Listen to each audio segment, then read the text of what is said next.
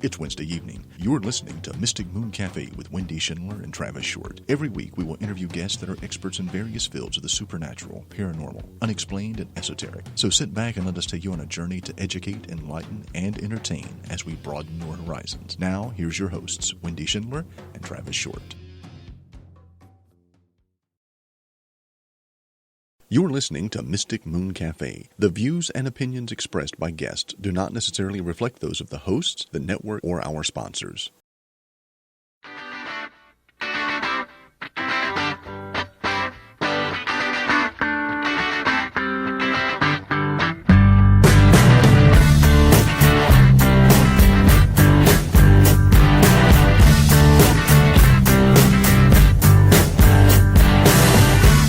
Saw a werewolf with a Chinese menu in his hand, walking through the streets of Soho in the rain.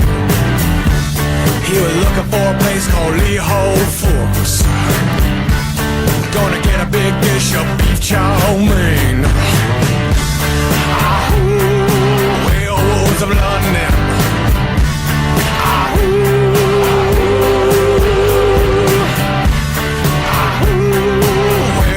Of London.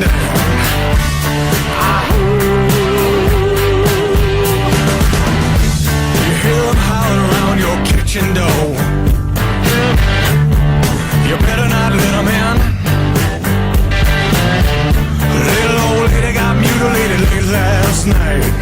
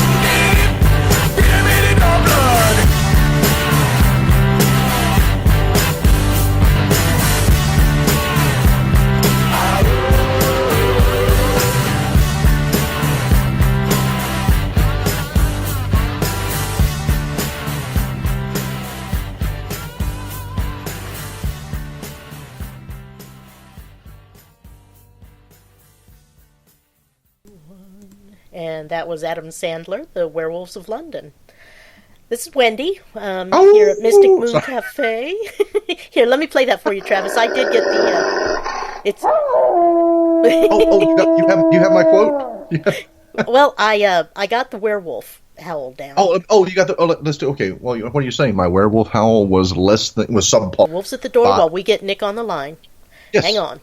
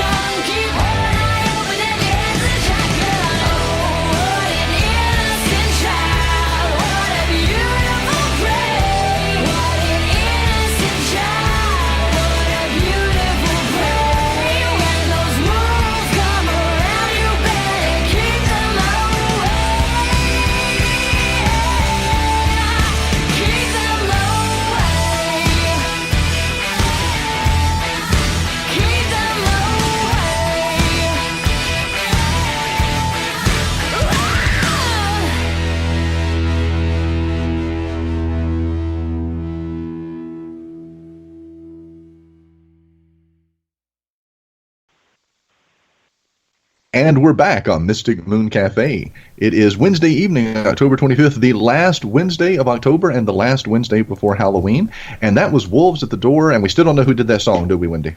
No, they're kind of an obsolete group. They had some good songs out, but nothing major, life-changing. Apparently not enough to make them memorable. Well, it won't. I've got the mouse hovering, and it just won't tell me. I understand. I hate it when that happens. Mm-hmm. Never mind. I'm not even going to. We have Nick Redfern with us tonight. Always have a great time when Nick joins us. He is an amazing individual, a great author, and all around great guy. Very, very well versed in just a slew of areas, such as ancient aliens, which he is a regular contributor. The cryptids, the cryptozoological circles, men in black, UFO phenomena. Absolute amazing individual. And yes, I am #Redferning right now before I begin reading it. I'm going to start writing Redfern. I'm going to start writing Redfern fan fiction. Anyway, what we've got is I want to read you the bio blurb that we have for Nick. This is off the back of his newest book, Shapeshifters, Morphing Monsters Changing Cryptids. This is the book we're going to be talking about tonight. Redfern's the author of more than 30 books on UFOs, Bigfoot, and cryptozoology, including Monster Files, which I haven't read, Memoirs of a Monster Hunter, haven't read it, The Real Men in Black, haven't read it, has appeared on more than 70 television shows, including the Sci-Fi Channel's Proof Positive, the History Channel's Ancient Aliens, and MSNBC's Countdown with Keith Olbermann. He lives in Dallas, Texas. You can visit him online at nickredfern40blogspot.com. And with us tonight is Nick Redfern. We're talking Shapeshifters, Morphing Monsters, and Changing Cryptids. Nick, thank you for being back on Mystic Moon Cafe. Hey, guys. Well, thanks for having me on again. We love having you on. Well, that's good to know. Yes, we do. Always a pleasure. And our guests love having you on, and your publicists love having you on. So all around, everyone's happy when this happens. Well, that's good. Yeah. Now, I was telling Nick, when I ordered or requested a copy of Shapeshifters, the publicist actually sent me another book that he has coming out in a couple of weeks. So I may be one of the few people that has a copy of the other book before it's been officially released. So I'm holding on to that. I may send it to you to have it autographed, Nick, as long as you send it back. As long as you send it back. I'll send it. But that's the book, the New World Order book, which we'll talk a little bit about, I'm sure, as the show progresses and we talk about future projects and endeavors and things like that. Shapeshifters, which is close to Halloween. Everyone is familiar with the concept of werewolves, and that's kind of where I want to start this interview, because that's about the midway point in your book where you deal with lycanthropy and werewolves and things like that. But because that is probably the most common concept of shape-shifting, I kind of want to start there and then want to branch out. We'll talk werecat and weredog and werebear, and because these are legitimate. I'm not making those things up. These are in different parts of the world, different types of shape-shifting. But especially leading up to Halloween, Wendy has a sound clip she's going to play for me. Before we get talking about werewolves, this is a sound clip from the original Wolfman from 1941, Universal Studios. It is Claude Rains quoting the poem to his son Larry Talbot, played by Lon Chaney Jr., the poem that everyone knows about what turns you into a werewolf. So, Wendy, play. And, of course, and it's playing.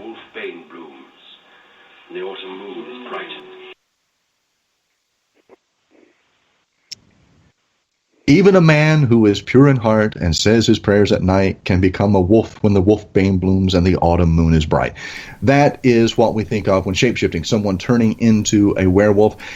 About halfway through your book, you delve into the concept of werewolves, Nick. Let's start there as a shapeshifter. For those uneducated, uninformed, and probably that's not our audience tonight, but just in case, what is the concept of a werewolf? What is lycanthropy?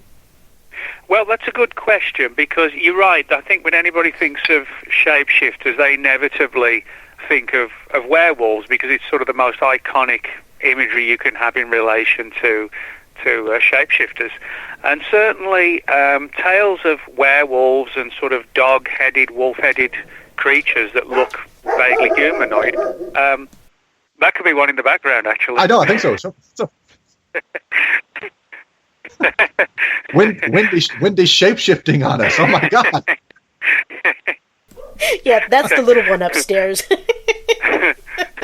But, Sorry about that. Yeah, I think most people have that image of what the werewolf looks like, and you can go through, right to Egyptian times with the god Anubis, which was this sort of dog-headed humanoid-type deity.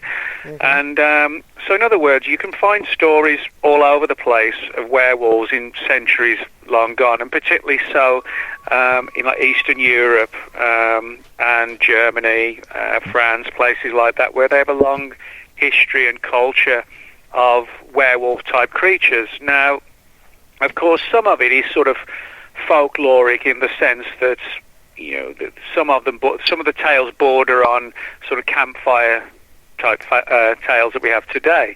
But in saying that, there have been some legitimate, genuine mysteries over the years that fall into the category of werewolves.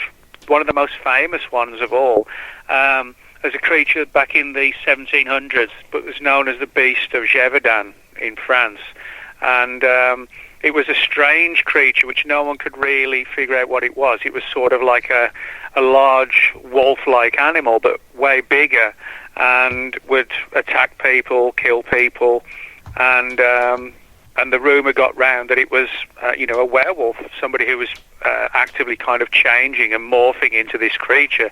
Now, that the story of the Beast of Gévaudan was a story that was told all across France. It was an incredibly huge story, and it still gets talked about to this very day. And even now, we don't have a good sort of solid answer as to what the creature was, but it certainly helped to create the image and the legend and add to the legends of werewolves. But if you look at the original cases, most of them were stories of people who supposedly had the ability to physically shift, if you like, from an animal form to a human and vice versa and back again. Now, as we sort of go on in time, that sort of changes a little bit, where a lot of people report seeing these things today, but they call them dogmen instead of werewolves. Dogman is kind of like a 21st century politically correct term for werewolf. Yes. And but I don't see why people don't just use the word werewolf, But because everybody else goes werewolf. Yeah. But what's interesting is that with the dogmen cases today, which for all intents and purposes are werewolves, there is hardly ever a single case where people have seen them turning into an animal and back again. It's like as if today's versions are constantly in this sort of humanoid form, but with a wolf-type head. So in other words, the phenomenon has changed to a degree over the years, and of course, it's not just Hollywood that sort of told the stories of, the silver bullet to kill a werewolf, and it would come out on a full moon. But they were sort of staple parts of the original stories. Hollywood, and horror writers just picked up on the existing tales, and although it sounds bizarre to be talking about werewolves in the 21st century, the fact is, and particularly with the dogmen reports, there are literally hundreds of stories. Many of them come from Ohio, also from West Virginia and Minneapolis. Bizarrely, I've got quite a few reports from sort of the more remote areas surrounding Minneapolis, and so kind of very, very, very strange phenomenon. Also, Michigan. Michigan is a sort of hot spot for these creatures. So, what sounds like a legend is actually something that people are still reporting today. It's going to the Hollywood version. When it comes to movies, werewolf movies are by far my favorite. I love them. And you're right. I mean, they do give us a very, very jaded perception of the concept of the werewolf. But for centuries, it was something that was feared and was believed to be true, much like vampires. and to have the basic concept in culture of someone changing into an animal and then back again. We even find a story of that in the Bible, with in the book of Daniel with Nebuchadnezzar. That was one of the things, that was kind of his curse. He became a beast of the field for 7 years, and then he was brought back to his more human form after having blasphemed against the Jewish God. So, I mean, there is this concept in various cultures of man becoming something much more beastly. Yeah, I mean, these stories do go back literally thousands of years. It's not sort of a relatively modern phenomenon. You can find, like I said earlier, like Anubis, the Egyptian god, is described as like a humanoid figure with a wolf-like face and head. Within Greek legend and folklore, you can find similar stories of animals that appear to be part human and part animal, like the centaur and the minotaur and things like that. Mm-hmm. So, it's been part of our human culture for as long as people have been around. But why do you think it persists? I'm sorry. I think one of the things with you're right with the werewolf angle is that people are fascinated because it's the one thing that I guess excites people, in movies and novels and things like that. I mean, you only have to look at the success of the underworld movies, with Kate Beckinsale. They've been sort of phenomenally, successful, those movies where you have sort of vampires fighting werewolves, and now I'm sure a lot of that's got to do with Kate Beckinsale in a leather suit, and, which is not a bad thing. Well, they did have Hugh Jackman in Van Helsing, which it was a hokey movie, but we don't care about him. But just Kate. I'm just sorry. Kate, You mentioned Kate. Now I see how it is. Well, she was in Van Helsing too, though. I mean, so that's watchable for that very reason. I mean, so but if you look at Hollywood movies, things like The Howling, American Werewolf in London, Silver Bullet, all these films, and particularly the old black and white ones, which are kind of atmospheric to watch. I think people just kind of, they get this sort of, it's almost like a primal instinct, the idea that there are savage creatures roaming around the woods and the forests, and that even in the modern day world, that we could actually sort of go out late at night in the woods and suddenly find ourselves a long way from civilization that we're used to. And I think that in a way, with our sort of semi-sterile world, with the internet dominating everything, the idea that there are real monsters and creepy places, I think that appeals to people because the way our minds are sort of hot-wired, we enjoy being frightened, as long as it's sort of a pretend frightened, people get off on that. They like that, They do, and you're right in that Hollywood has kind of perpetuated the concept of the werewolf with all the movies that you mentioned, and they continue trying to reinvent it. But the werewolf has been the one that has kind of stayed around a little bit longer. Even I remember back, it must have been 88, 89. On the Fox network, one of their first TV shows was Werewolf. I mean, that was just the title of the show. I mean, and it was followed the same vein as the Incredible Hulk. This guy turns into a werewolf. He travels the country walking around trying to track down the head of the bloodline so he can release himself from the curse. But it was interesting as I'm looking at that, that Wendy, that's just perfect timing with your text notifications. Somebody messaged me. I have no idea. I have no control over it. I understand.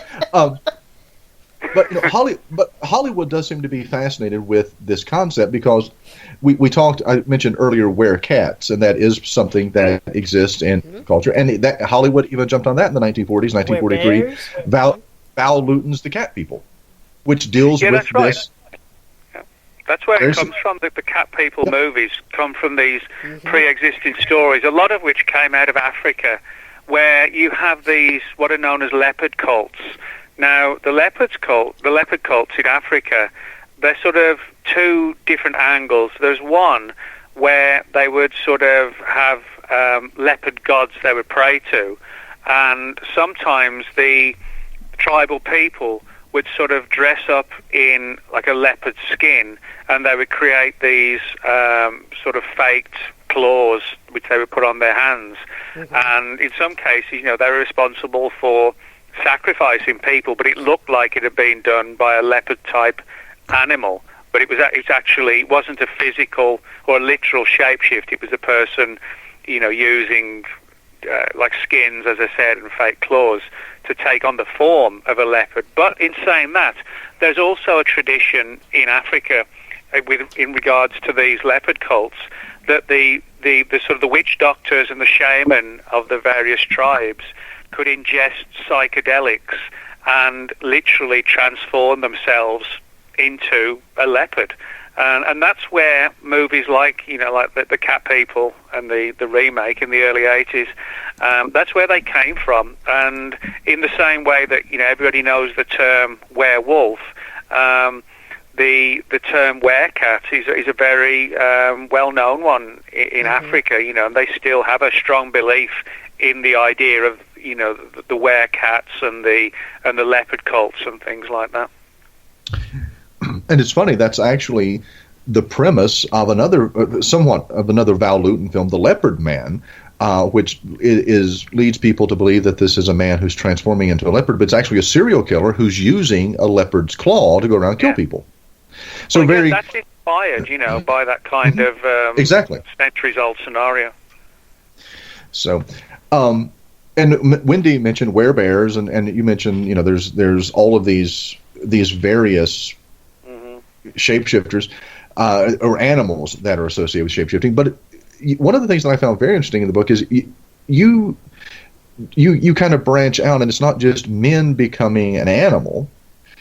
It's even something as simple as a ball of light becoming a humanoid and then going back to it. So you really do cover a broad spectrum of different types of paranormal activity. So I was going to ask you, when in your research, and I'm going to ask this about werewolves and nothing else, since that's kind of where we started.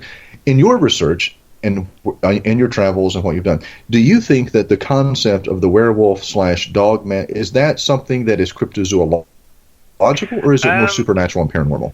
Yeah, that's a good question, because cryptozoology, which is the study of unknown animals, most people who just view the subject literally, you know, look at it from the perspective that these are just unknown animals that science hasn't found yet. In the same way, you know, it was only a couple of 100 years ago that we first found an African gorilla. You know, before that it was just rumors of these strange creatures, which turned out to be gorillas. So most people in cryptozoology take the view that we're dealing with just unknown animals, but there are a lot of weird aspects sort of bordering on the paranormal that relate to a lot of these creatures. I talk in the book where people have seen them sort of vanish in a flash of light, or, you know, when you were talking about these balls of light, where people have seen like a Bigfoot type creature, and people have said it's sort of shape-shifted, if you like, into like a large ball, like a circular ball of energy, as if these things may be energy-based and can take on multiple different forms. So in other words, it's not like a physical transformation in the movies with some of these creatures. It's almost as if they are energy-based, that they can sort of morph or alter that energy into whichever form or, you know, guise that they want to take on. So, you know, that is kind of intriguing, because a lot of stories like that, where these things begin as balls of light and then they transform into something else, whether a Bigfoot, a dog man, a werewolf, a phantom black dog, which is a phenomenon talked about in the UK very regularly. So, you know, you can sort of look at all these different things and find these intriguing little parallels and connections all around the world with these balls of light and the paranormal overtones as well. Which you've done an excellent job in doing, in kind of connecting the dots on these various sightings of what we will call anomalous creatures that don't really fit into any particular zoological grouping. No, you're right. They don't. You're right. And you mentioned the phantom dog. So let's talk about that, because that is, while it's not necessarily shape-shifting necessarily, some people have seen those animals literally change species, go from a cat to a dog to something else before becoming something upright. Yeah, I mean, Britain's phantom black dogs, that's what they're sort of known today. They've been around for centuries, and before I get to what they actually are, people might find it interesting to know that Arthur Conan Doyle, who wrote the Sherlock Holmes stories, and probably the most famous one being The Hound of the Baskervilles, Conan Doyle actually... Oh, well, that's good. It's a great story. And Conan Doyle actually based his novel on a pre-existing story of one of these phantom black dogs in the UK, and he thought it would be a good idea, or a fun idea to write a novel based around, this legend of the UK's phantom black dogs. Now, typically, they're described as very large dogs, much larger than a normal dog, and they have these sort of fiery, blazing red eyes, which also, appears in a lot of the particularly the movie versions of The Hound of the Baskervilles. And but the phantom black dog was seen as like a grim reaper. In other words, if you saw it, if it crossed your path, or vice versa, it crossed your path, it meant either you would die or somebody who was close to you would die. So, it was like a precursor to tragedy and doom. A harbinger of death, doom, destruction. Yeah, kind of one of those fun things, that you don't want to mess with. Oh, we'll have a party, yeah. Yeah, exactly. Kind of like the Mothman, which we'll talk you're about. Right. Yeah, not too different, really. Yeah, not very different at all. And we'll talk about Mothman because you mentioned him in the very end of the book. You point out some very interesting things. But I'm sorry, go ahead. We digress. Yeah, but well, people have seen these phantom black dogs for centuries, and actually, there's a lot in the UK. There are a lot of pubs called the Black Dog, and they call them the Black Dog because typically where the pubs are with that name, it has a legend associated with it. One of the most famous black dog pubs is in the county of Dorset in England, borders on the county of Devon as well, and that has a long history, and people go down there just to sort of read the old stories and have the picture taken under the pub sign, which has this sort of blazing-eyed black dog looming over you. So the phenomenon is still kind of followed to this day. But where the shape-shifting angle comes in, there are a number of cases where people have seen these phantom black dogs, in some cases actually sort of change in size, where they've reportedly grown to sort of, in some cases, like the size of almost like a small pony, and then shrunk down as well to like the size of a cat, as if they're sort of morphing, but it's the size of the body that's morphing rather than changing. But then there are other reports where people have seen these phantom black dogs, and then they suddenly rose up on their back legs.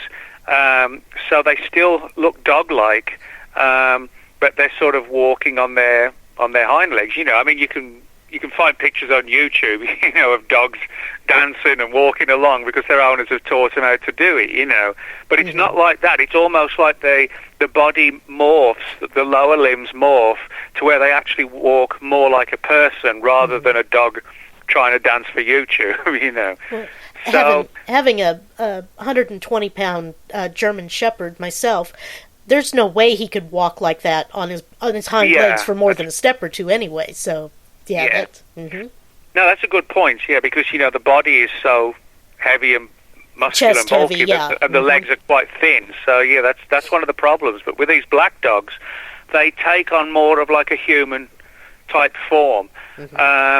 And there are actually a few cases where people saw the phantom black dog and then said as they looked at it, it seemed to take on almost like the image of like a Black Panther, and there was actually a point where they couldn't tell if they were looking at a cat or a dog because it seemed to shimmer between the two, and they just weren't sure. Well, am I looking at a weird-looking dog or is it a weird-looking cat? And it seemed to have aspects of both, but then it would take on more and more aspects of one or the other.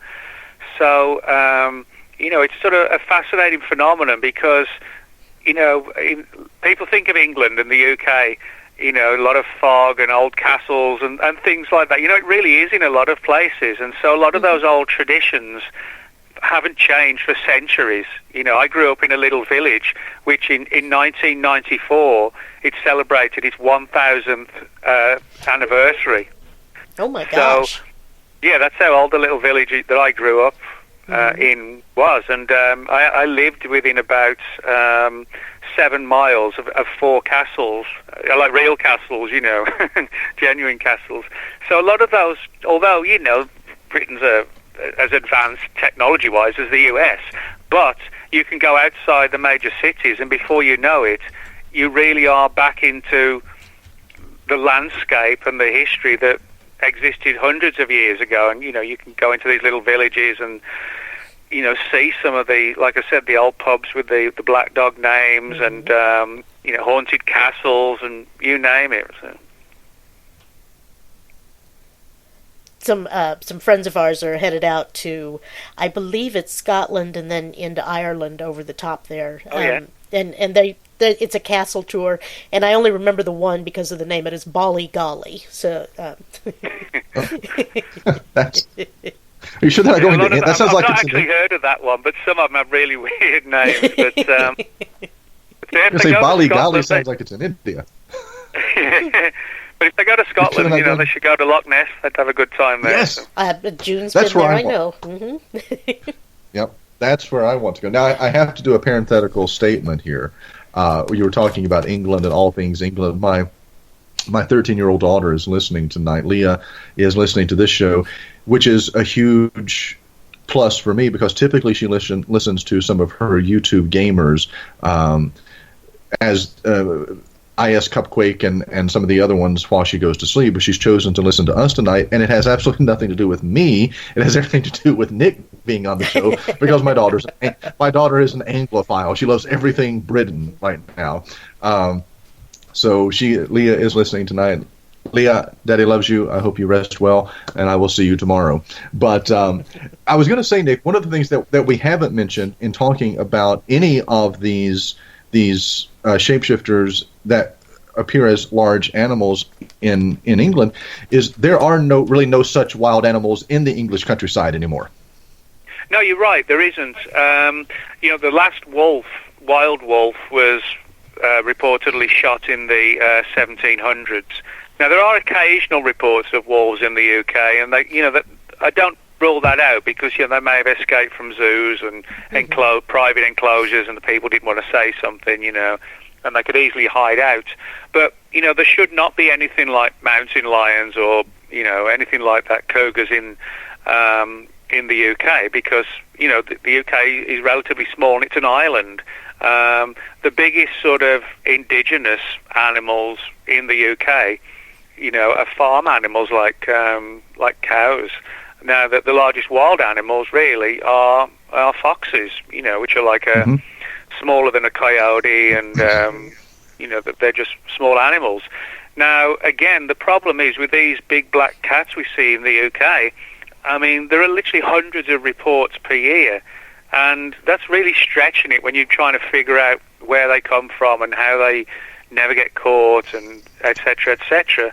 But what's interesting is a lot of these big cat reports don't just come from random locations. They're very often in like graveyards, by crossroads and bridges, places that all traditionally have paranormal legends attached to them. You can find all across the world. Doesn't matter if you're in the US, the UK, France, Russia, wherever. Every area has these stories of the haunted bridge, or the haunted crossroads, or you have to say something before you cross the bridge, or turn around twice, or the creature will get you. You find those stories everywhere across the world.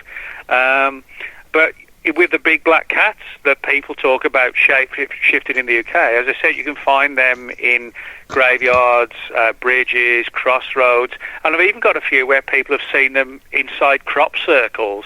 So for me, we're dealing with something that clearly is not just an escaped mountain lion. It's something far more bizarre and weirder than that.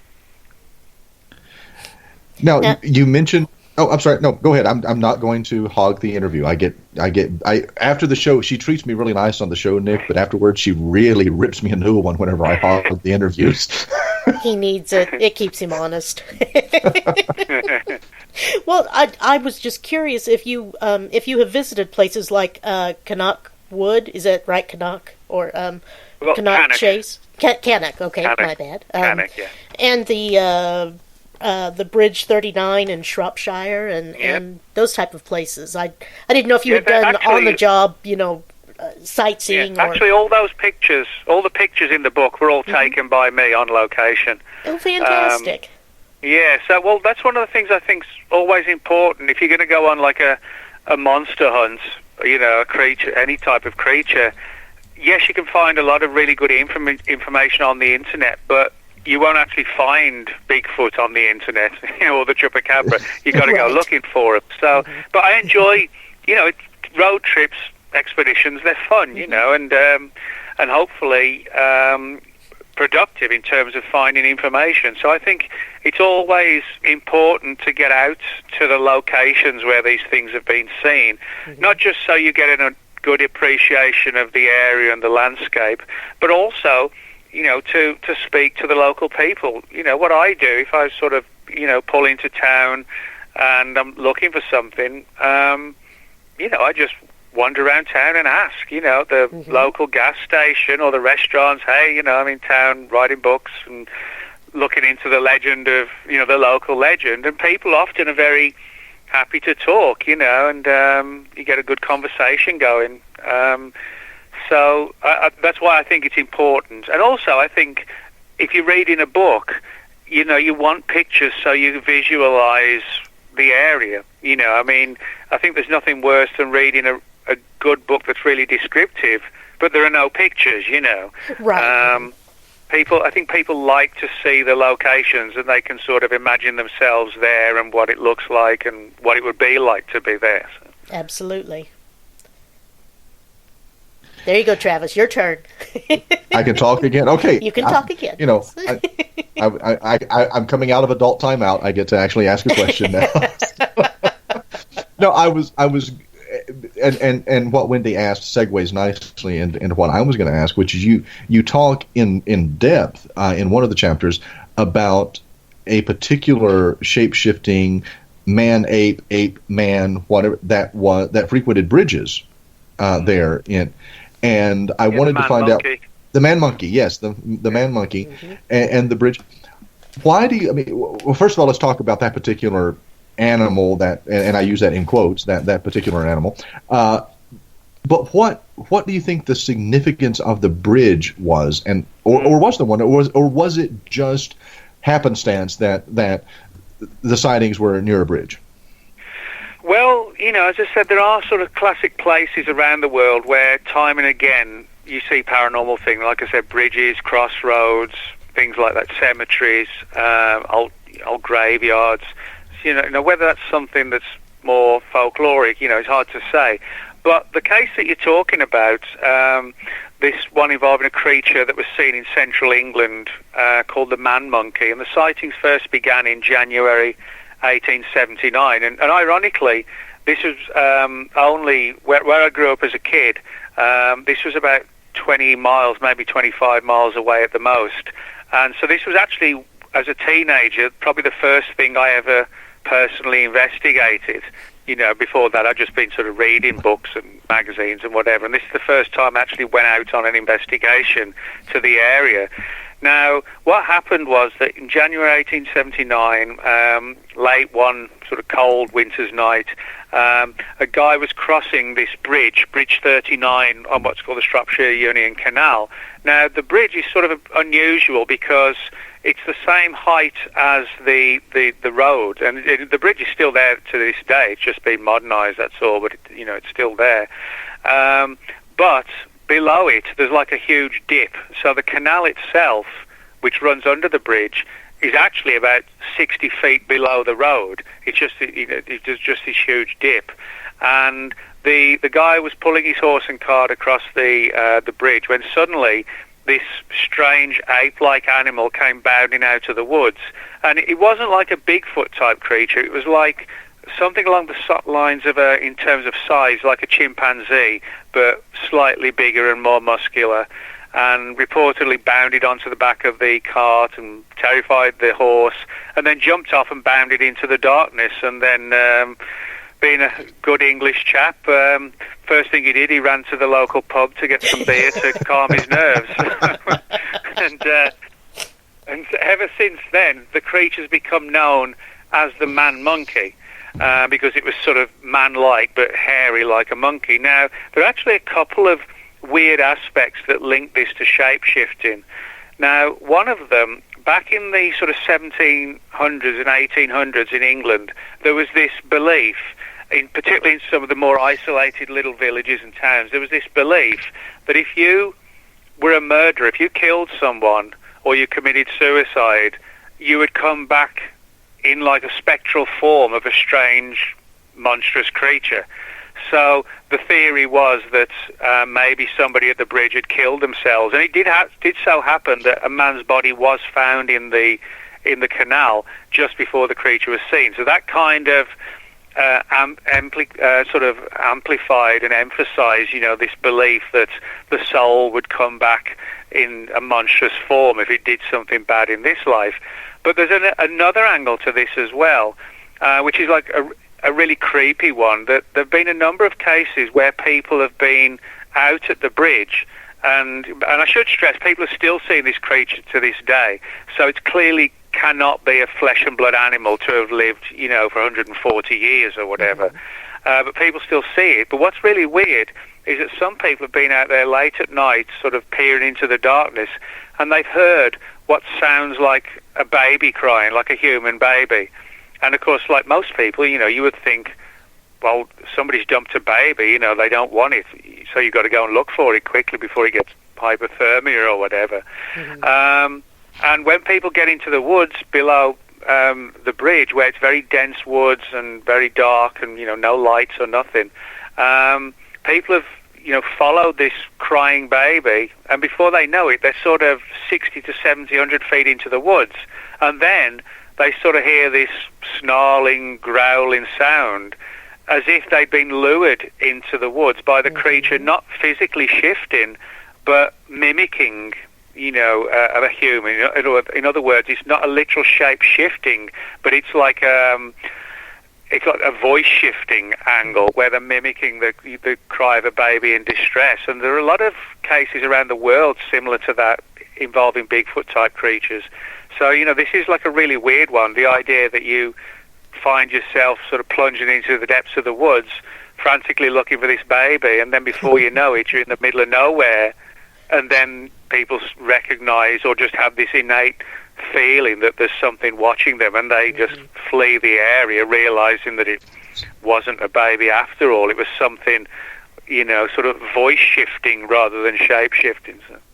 So see, the next time that somebody tells me I'm a bastard for not checking on a crying baby, I'm going to go, no, there's a reason that I don't go where a baby's crying. Exactly.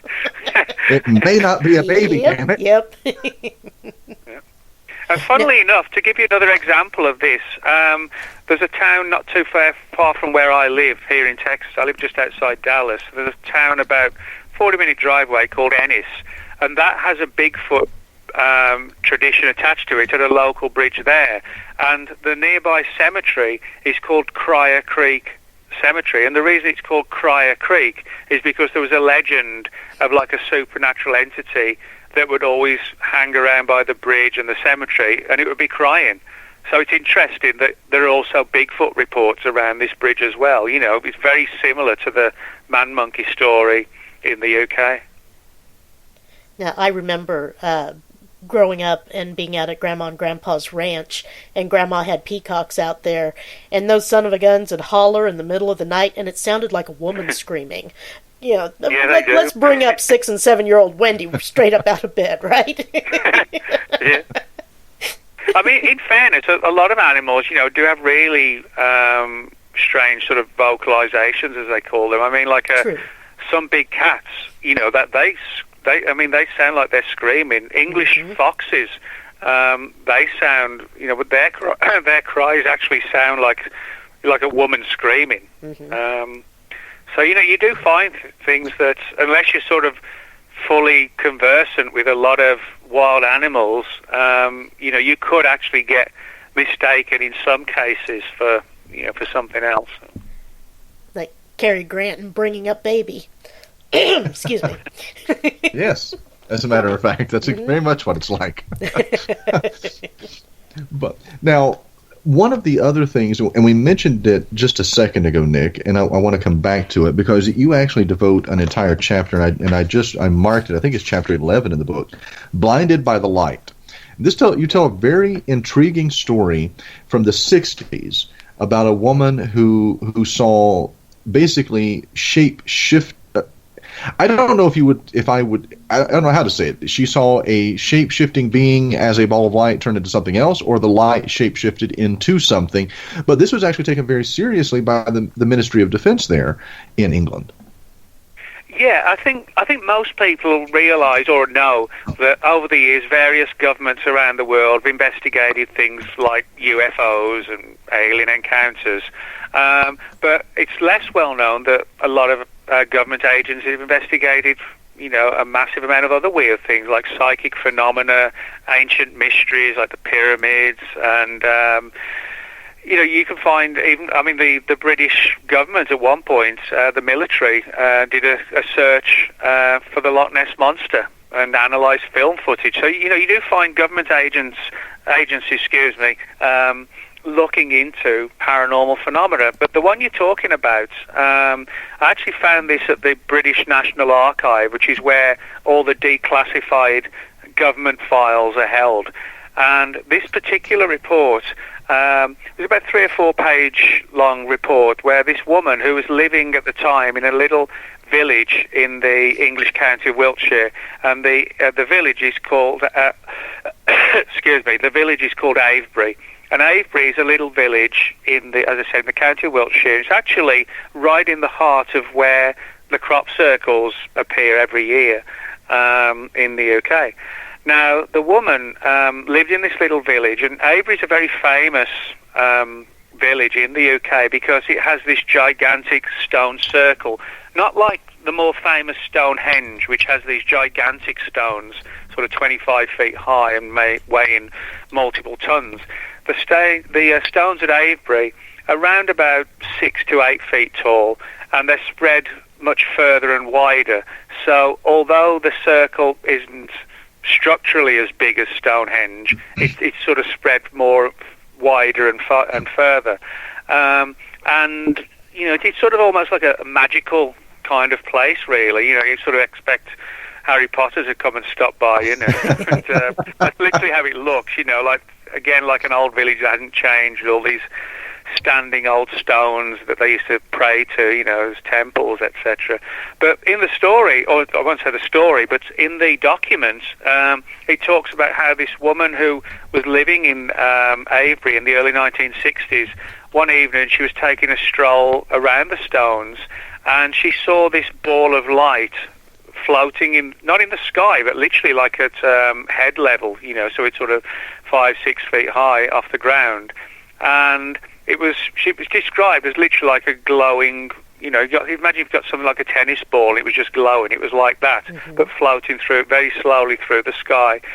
And she just looked at it, sort of head on. That's how sort of close and low down it actually was. And she said that it suddenly emitted this sort of blinding flash, not unlike a camera flash, which she said actually kind of distorted her vision for a few seconds, and she sort of just fell to the ground, just in a panic. And as her eyesight started to come back, it's kind of like if somebody had flashed a camera flash right in your eye, it would take a few seconds to adjust to it. And according to the accounts, that as she got her eyes more accustomed again, she saw the ball of light had gone, but on the floor in front of her, about 7 or 8 feet away, there was like this writhing worm-type creature of about 5 to 6 feet long, in like a milky white colour. And imagine if you think of something like a scaled-down version the monsters in the Tremors movies, if you remember those. Those but the basilisk creatures from that Harry Potter. Mm-hmm. Yeah, something like that. Yeah, and it was like a writhing, wormy, wriggly type creature, but as I said, about 6 feet in length, and the sort of the width of it sort of being like a pipe, that kind of thing. And she just fled home in terror, and she called the local police, who basically said, we don't deal with practical jokes, madam. That was kind of their response. But the next morning, she was still terrified, and not surprisingly, and so she called the local Air Force base, and they actually sent out personnel to investigate this case. And when they saw the state of fear she was in, they took it seriously and prepared this fairly lengthy document on this entire experience. And what's interesting is that the arm of the military that these guys were attached to is called the Provost and Security Services. They're kind of like the James Bonds of the military in the UK. And we know that at the same time they were investigating UFO encounters as well. So I think they may have been attracted to the story by the fact that the witness initially saw this strange ball of light in the sky, which for all intents and purposes, would be classed as a UFO. But they listened carefully, and there was no poking fun or anything like that, and it was filed away as unexplained, because by the morning, the creature it was gone. But apparently, she said that it left kind of like a residual sort of slime when it was walking along, and according to the report, that one of the guys actually found a small amount of this that was still left by the morning, and collected it together now and put it in like a little bottle. And she actually didn't, as far as I can recall now, she did not get a response after that. It was just thank you very much, and listened to the story, got all the information down, and then left.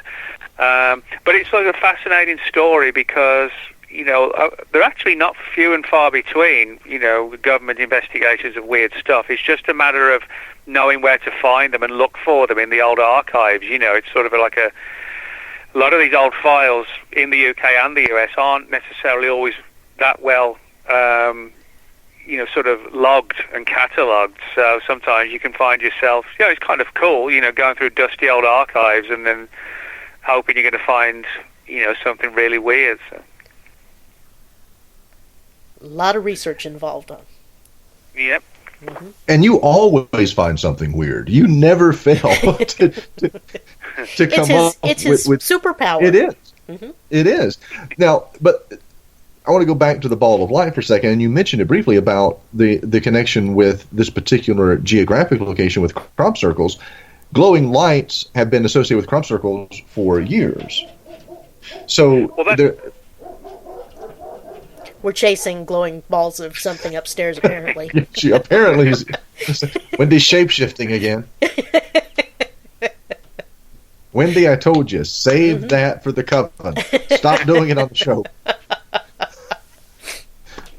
No, so you draw a connection in the same chapter with the fact that there have been, not just these ball of lights in the crop circles, coming out of the crop circles, but these cryptids there as well. So again, one more cross-section of the paranormal world, bringing crop circles into a geographic location where they're shape-shifting and these unexplained balls of light. Well, yeah, I mean, as I said, the town or the village of Avebury is right in the heart of crop circle land, where the majority are seen every year in the surrounding fields around Avebury.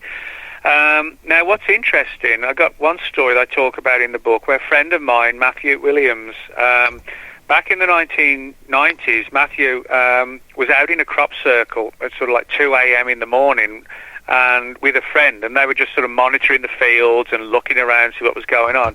And they saw these 3 small balls of light approach the edge of the crop circle that they were standing in. And suddenly these 3 balls of light, again, not big, just sort of maybe a little bit bigger than a tennis ball, then all 3 of them suddenly dropped to the ground. And as they hit the ground in the crop circle, suddenly Matthew heard like this deep growling and grunting sound, and also the sound of what seemed to be a large, heavy animal crushing down some of the, the corn that wasn't flattened, the surrounding corn that was still standing upright. And with hindsight, it sounds not unlike the story from Avebury in 1962, where the balls of light were sort of flying over the crop circle, dropped to the ground, and then in the same way back in the 60s, you had the ball of light transform into this worm-type creature. You had, in this case, in the 90s, these balls of light transform into some sort of savage, growling animal, which may well have been, like one of these large black cats, the alien big cats, as they're called in the UK, because, as I said, I do have several big cat reports, these black cats seen in crop circles. So who's to say that may have been the connection? And also, there's a guy, Marcus Matthews, who wrote a book called Big Cats in Britain. He was given a really weird story of one of these large black cats in a crop circle as well. So although Matthew didn't see anything in the field because it was so dark, he did hear this sort of growling and grunting and what sounded like some heavy pads, walking in the crop circle. And so not surprisingly, he got out the area quickly. So, but you can make a very, very close parallel between the 1960s case and the 1990s one. Very interesting. My mind keeps going back to the balls of light down by Joplin, Missouri, and things. The ghost lights. Yeah. I have to wonder if there's a correlation or not. Yeah, there actually is. I mean, again, what I talk about in the book is a large area of forest in East Texas as it borders towards Louisiana called the Big Thicket. And now the Big Thicket is this massive area of forest land. As I said, the further you go east Texas, the more and more heavily forested it is. And the local people have a name for the main road. Well, not the main road, it's just this small dusty road that goes through the Big Thicket. Its real name is Bragg Road, but locally people call it Ghost Road and others call it Ghost Light Road because people talk about seeing these strange balls of light flitting through the woods of the Big Thicket. And again, they're sort of anywhere from like a tennis ball to a beach ball in size. But there are cases in the Big Thicket where people have said they saw this ball of light and then it suddenly winked out and then they saw what looked like the shadowy form of a Bigfoot-type creature. And then other people have said they saw the Bigfoot, then it suddenly vanished, and there are all these glittering little balls of light where the Bigfoot was seen, which again, sounds eerily like this worm story from Avebury and the crop circle story.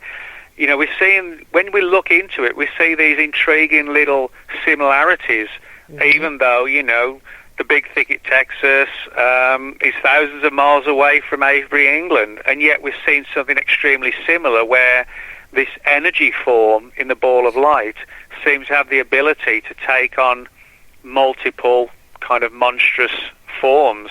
But yeah, I mean, as you rightly said, you can find stories of these ghost lights everywhere. One of the more famous ones as well, in the Brown Mountains in North Carolina, they have the Brown Mountain lights, which are also very similar, that seem to show evidence of intelligence if people walk towards them. Sometimes the lights will move towards them, but on other occasions they'll move away from the person as if somehow they have an intelligence to them and they can detect when people are in the area. And so yeah, these stories are everywhere, really. I was going to ask about the Brown Mountain lights. Have there been associated cryptid sightings or shape-shifting sightings there as well? I'm not sure about shape-shift. Yeah, I'm not sure about shape-shifting, but I can tell you there are a lot of Bigfoot reports from the Brown Mountains. So, you've got that kind of correlation as well. So I do think all these things are interconnected, but it's sort of important to point out, and this is why I wanted to write the book, to show people shape-shifting means a lot of different things. I think in some cases we are talking about energy shifts rather than a physical shift. I think that's what's happening possibly with these balls of light. It's sort of an energy-based creature or entity is taking on multiple forms rather than just talking about the traditional angle of, a guy bursting out of his clothes and turning into a werewolf. So, because, I could have written a book on werewolves and it would just go over old ground. There's no point. But I thought, looking at some of the more alternative definitions of shapeshifters, people would realise it's a far wider and bigger phenomenon than most people realise.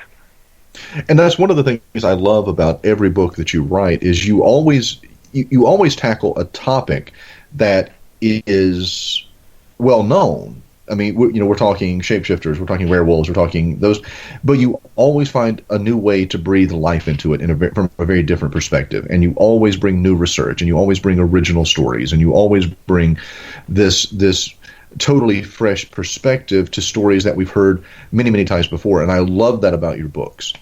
And yes, hashtag.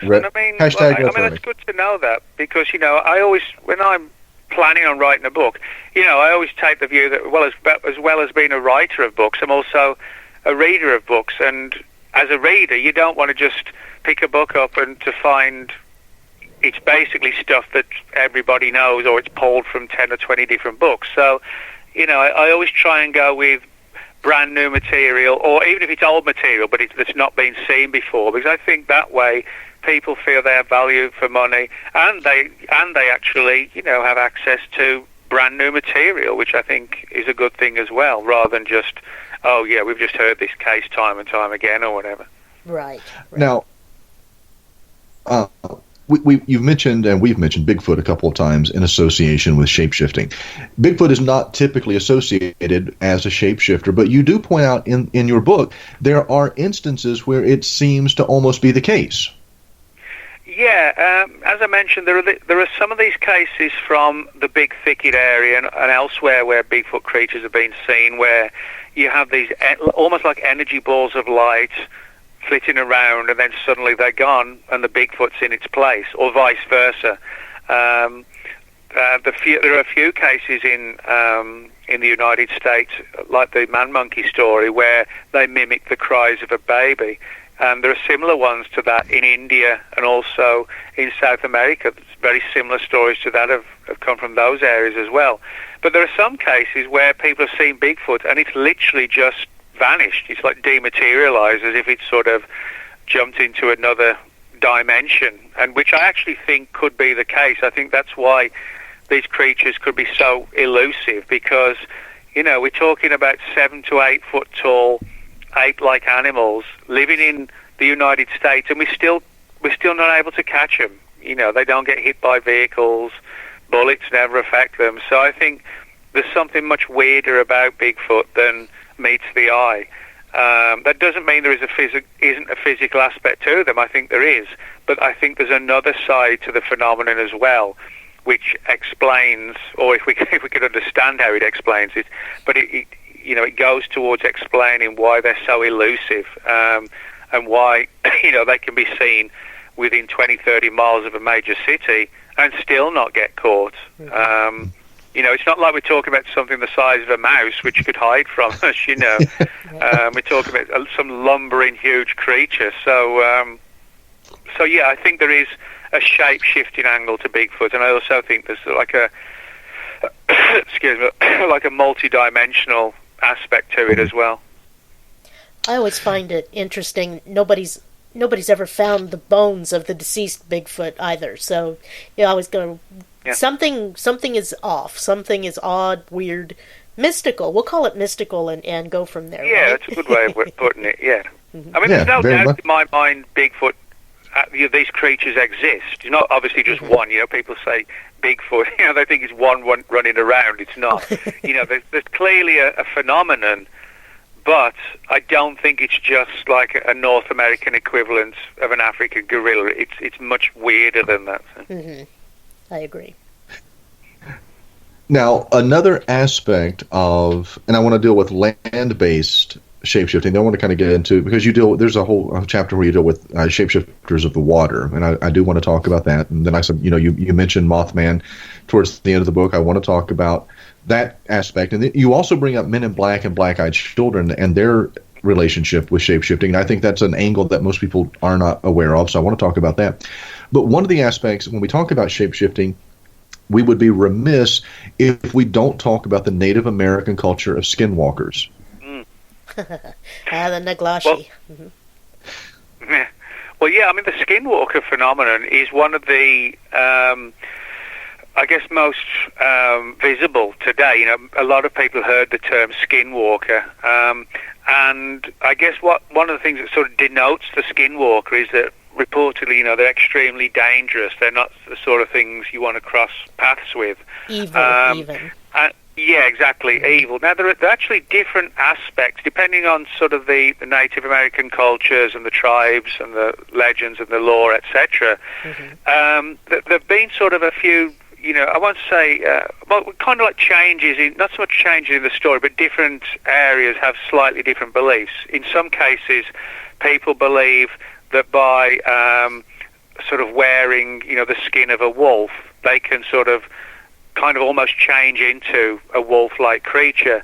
Mm-hmm. Then you have other tribes where they believe that the skinwalker is essentially, you know, it has a monstrous form to start with, you know, without a human component to it. There are also rumors and stories that a skinwalker can possess the mind of a human. So, you know, you have these different angles to it.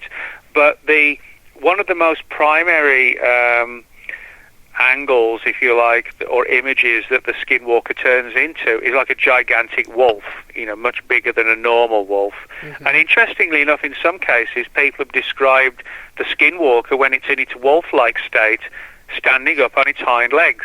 Again, and it has very much like a werewolf-type imagery when they do this.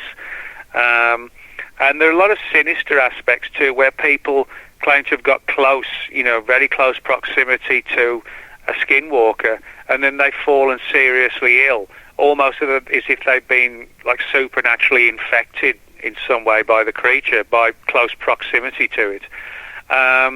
So, you know, you get a lot of weird stories like this, and certainly there's no doubt that when Colm Kelleher and George Knapp's book, The Hunt for the Skinwalker, came out in 2003, that sort of really thrust the whole skinwalker phenomenon into the public domain. And, you know, a lot of these old legends of tie-ins between shape-shifting and, you know, sort of shamanic people, a shaman, you know, using psychedelics and things like this to take on the form of the skinwalker.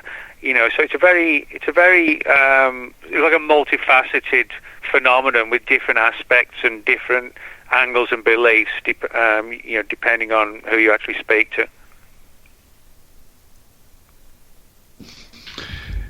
Now, we've talked about shapeshifters of the land. Let's talk a little bit about shapeshifters in the sea. You talk about Selkies. Mm-hmm. Yeah, well, Selkie, I mean, this relates to Scotland, actually, and Scotland has this tradition of Selkies, creatures that were described as sort of part human and part fish, or part, you know, amphibian, reptiles. Now, I think when you think of things like this, most people naturally sort of think, oh, mermaids.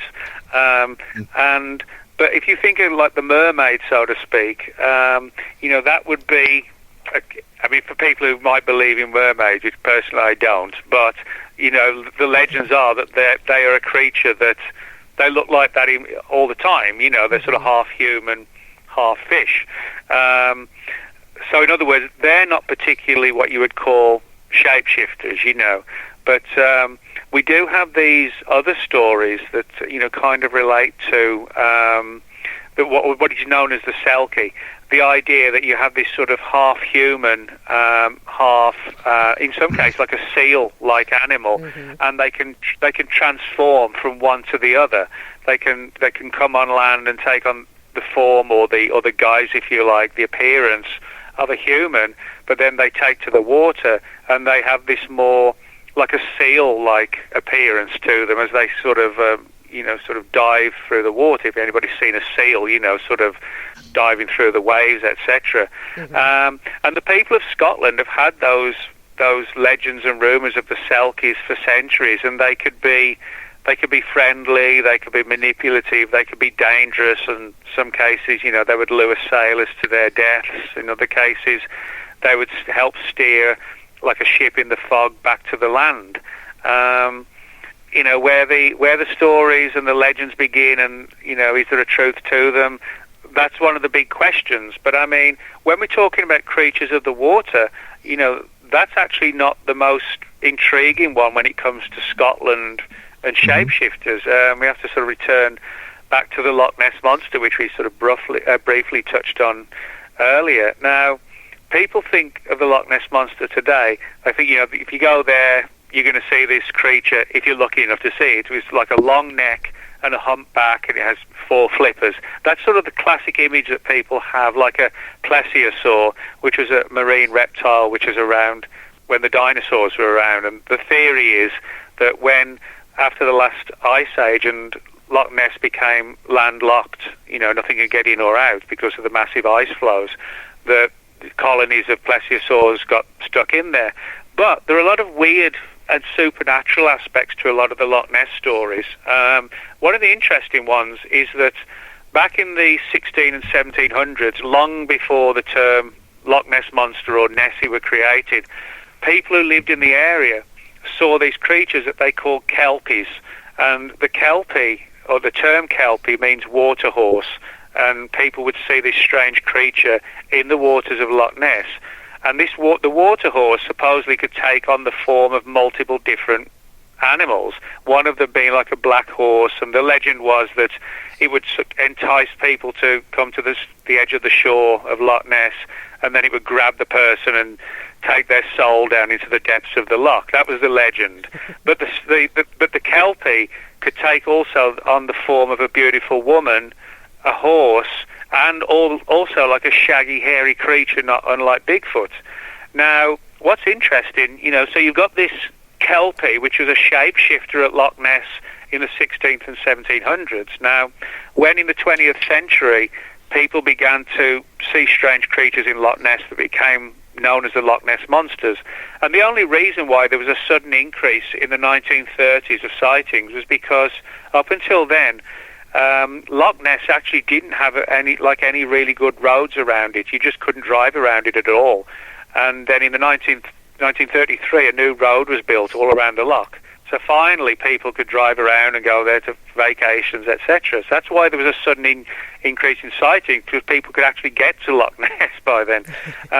But people who've been to Loch Ness, not everybody describes the creatures as the classic long-necked, humpback type. There was a case from the just before the end of the 19th century when a diver was in Loch Ness looking for the remains of a ship that had sunk, and he swore that what he saw looked like a giant frog.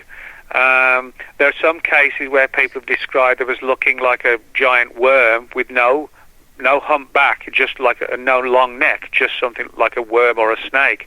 Mm-hmm. One woman described it as having tusks. Another one said it looked like an alligator. So, in other words, we can make a good case that the Loch Ness Monsters are shapeshifters in the same way that there's this tradition of shapeshifters at Loch Ness centuries ago, but they were called kelpies. So I actually think today's Loch Ness Monsters and the kelpies of centuries ago were one and the same thing. Now, Loch Ness has a huge amount of weirdness attached to it. For example, the infamous or famous occultist Aleister Crowley actually had a house on the shores of Loch Ness called Boleskine House, where he tried to summon up all sorts of paranormal entities from Loch Ness. There have been Men in Black sightings at Loch Ness, UFO sightings over the loch, all sorts of weirdness. It's like a magnet for just strangeness, really. Very interesting. We have to go to Loch Ness. I want to go to. We need to go do a live podcast from Loch Ness. Well, it is a cool place. It is a cool place. You know, it's sort of it's about 22 miles long, about a mile wide, and about 700 feet deep. And it's got several old castles around it, and creepy-looking woods, and sloping hills, and you can see why. Why it captures people's imaginations, because it is such a weird and eerie place if you're there. Aren't there a lot of those in Scotland, though? It seems like there are a lot of very, very weird and strange tales that come from, I guess, the wilds. Well, I mean, loch, the word loch, L-O-C-H, it's just a Scottish word for lake. It doesn't mean anything else. But there are literally dozens and dozens of large lochs all around Scotland. There's another actually more isolated loch in Scotland called Loch Morar, and that has a lake monster tradition attached to it as well, and it's called Morag. And the stories of Morag, some of them are more intriguing, where people have seen these creatures on sort of basking on the shore. People have had these sort of weird vibes, as if the creature was giving off like an atmosphere of evil. Again, if it was something supernatural. Right. But you can find a lot of these. Particularly in the 1700s, many of the Scottish lakes had traditions of these kelpies. So it's not, the idea that the Loch Ness monster is just a modern day thing to bring the tourists in. It's actually not.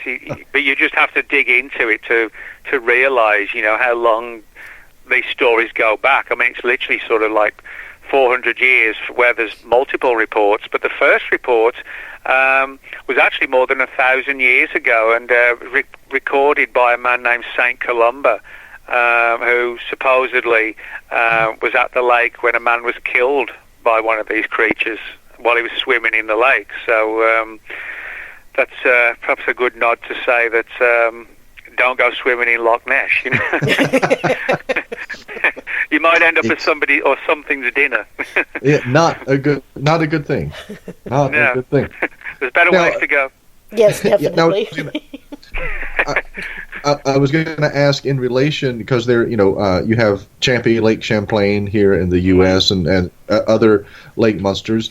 Have you surfaced stories, have stories surfaced, pun intended there, about those water creatures also having shape-shifting abilities? Yeah, I mean, there are some, again, with a lot of the American lakes, some of them, they're seen in impossibly small lakes, and yet they're sort of a large size, where there's just no way they could live there and not be caught. A lot of anomalies like that.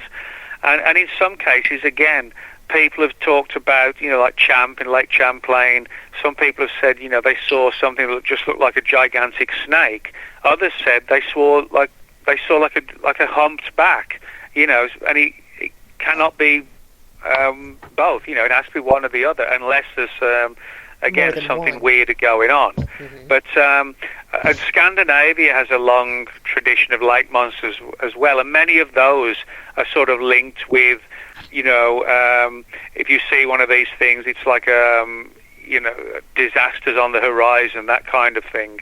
A lot of cultures that have lake monster legends, they're all kind of steeped in the supernatural, not in the idea that, they're just animals that have survived extinction. For some reason, and maybe the ancients knew far more than we do, but they very often applied sort of supernatural beliefs and origins to lake monsters.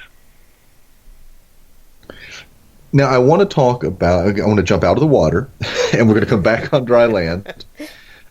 Let's talk about shape-shifting, men in black and black-eyed children, because this whole concept of shape-shifting and these two particular phenomena, not something that I was familiar with until I read the book.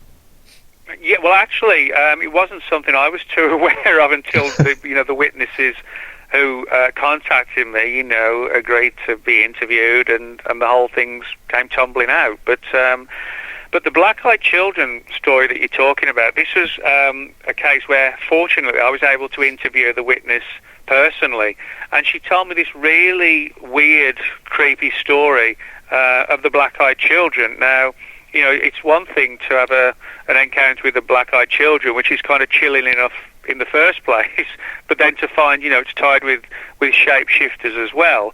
Now, ironically, the story itself, or the event itself, I should say, went down in Point Pleasant, West Virginia, which is where the Mothman was seen in the 1960s. So, you've got another mystery in the same town.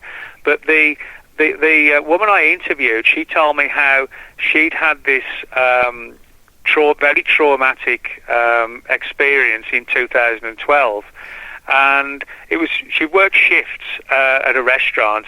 And, she used to work shifts at a restaurant, and she'd taken on a new job at a local factory at the time when this experience occurred. And she was getting home late at night and watching a bit of TV, just relaxing after a long day at work. And then suddenly there was this knock on the door. And, that time of night, she was like, well, who on earth's that knocking on the door this time of night? And so she went tentatively to the door, looked through the spy hole, and saw these two kids in black hoodies. And both of them had very pale skin, and they were looking down, looking at their feet, and said words to the effect, "Can we come in? We're lost. We need to use your phone to call our parents." What they were doing was to try and find every way possible to be invited into the home. Which ties in with a lot of the old legends of vampires, where in the legends, the vampire has to be invited in for the first time before it can then come again, But then suddenly, both of them, like in unison, rose their heads up, and she could then see that they've got these solid black eyes, which is why they call them the black-eyed children. And they look pale, skinny, anemic, have these large black eyes, and they wear typically black hoodies, which they pull the front down, so it's hard to see their faces. And she was terrified by the sight and screamed, and suddenly they kind of shimmered, she said, as she watched them, and she said that they changed into sort of 7 to 8 foot tall reptilian-type creatures, like something straight out of The Creature from the Black Lagoon or the old TV show V, if you remember that one. Oh, yeah. Yeah, well, something like that. And she just, sort of raced away from the door to the furthest part of the apartment, and she was in, terror, in fear. And, by the time she got back, they were gone. But it was, it was a bizarre case. And when I spoke to her, I actually spoke to her in person when I was at the Mothman Festival that they have in Point Pleasant every year, and I spoke to her in the 2014 event, and she came over to my table and said, would you be interested in hearing this? And that's how, I get a lot of these stories. But the Men in Black case is an equally weird one. Now, when most people think of the Men in Black, they think of the movies, they think of Will Smith and Tommy Lee Jones. Right. But that's like the Hollywood version, where they're government agents. But the real Men in Black, if you look at most of the cases that the witnesses report, they're sort of even more weirder and sort of paranormally themed than the black-eyed children, where people describe the Men in Black as being very, very pale, skinny, tall. They wear these black suits and old 1950s style black fedora hats, and they have these bulging eyes, which they hide behind these large wraparound sunglasses. And they seem to have the ability to sort of mind control or almost hypnotize the people who they're targeting. And in this particular case, it was kind of similar in some respects to the Black-Eyed Children story, where the woman was again almost identical, looking through the spy hole, and saw this man in black, this sort of creepy, ghoulish vampire, almost looking like a vampire type man in black. And suddenly dropped down onto his hands and knees and shifted into the form of one of the classic English black dogs, like this huge black hound with fiery red eyes, which then bounded off into the night. Now, thank goodness. Cases like that, some people are going to roll their eyes. But again, I come back to the fact that the person who told me the story, we sat there talking about it and did not come across as crazy, wasn't looking for publicity, actually asked me to change her name in the book, wasn't looking for, financial, handout or whatever. She just said, basically, can you help me understand what I saw? And so we had a chat about, some of the things in the book, like shapeshifters and things like that. And I don't know if it helped her or made her feel worse, knowing that this is actually a real phenomenon rather than, a bad dream or something. But her experience came across to me as incredible, but she came across as completely credible. So that's kind of like the angle that I always people tell to look for. Don't just rely on second-hand sources, because you won't get a good character assessment. Speak to the person personally, and then you get a new appreciation of them. They're not crazy. They're not looking for anything in return. They just want to know what happened to them. So again, but these kind of cases, the black-eyed children, the reptilians, and the man in black and the black dog, that even I have to admit, they're at, the real extremely controversial end of shape-shifting. They're sort of, they're the most bizarre ones of all, I guess. In your research, what aspect of shape-shifting intrigued you the most? Well, that's a good question. I mean, there's so many, overall to kind of choose from, I guess.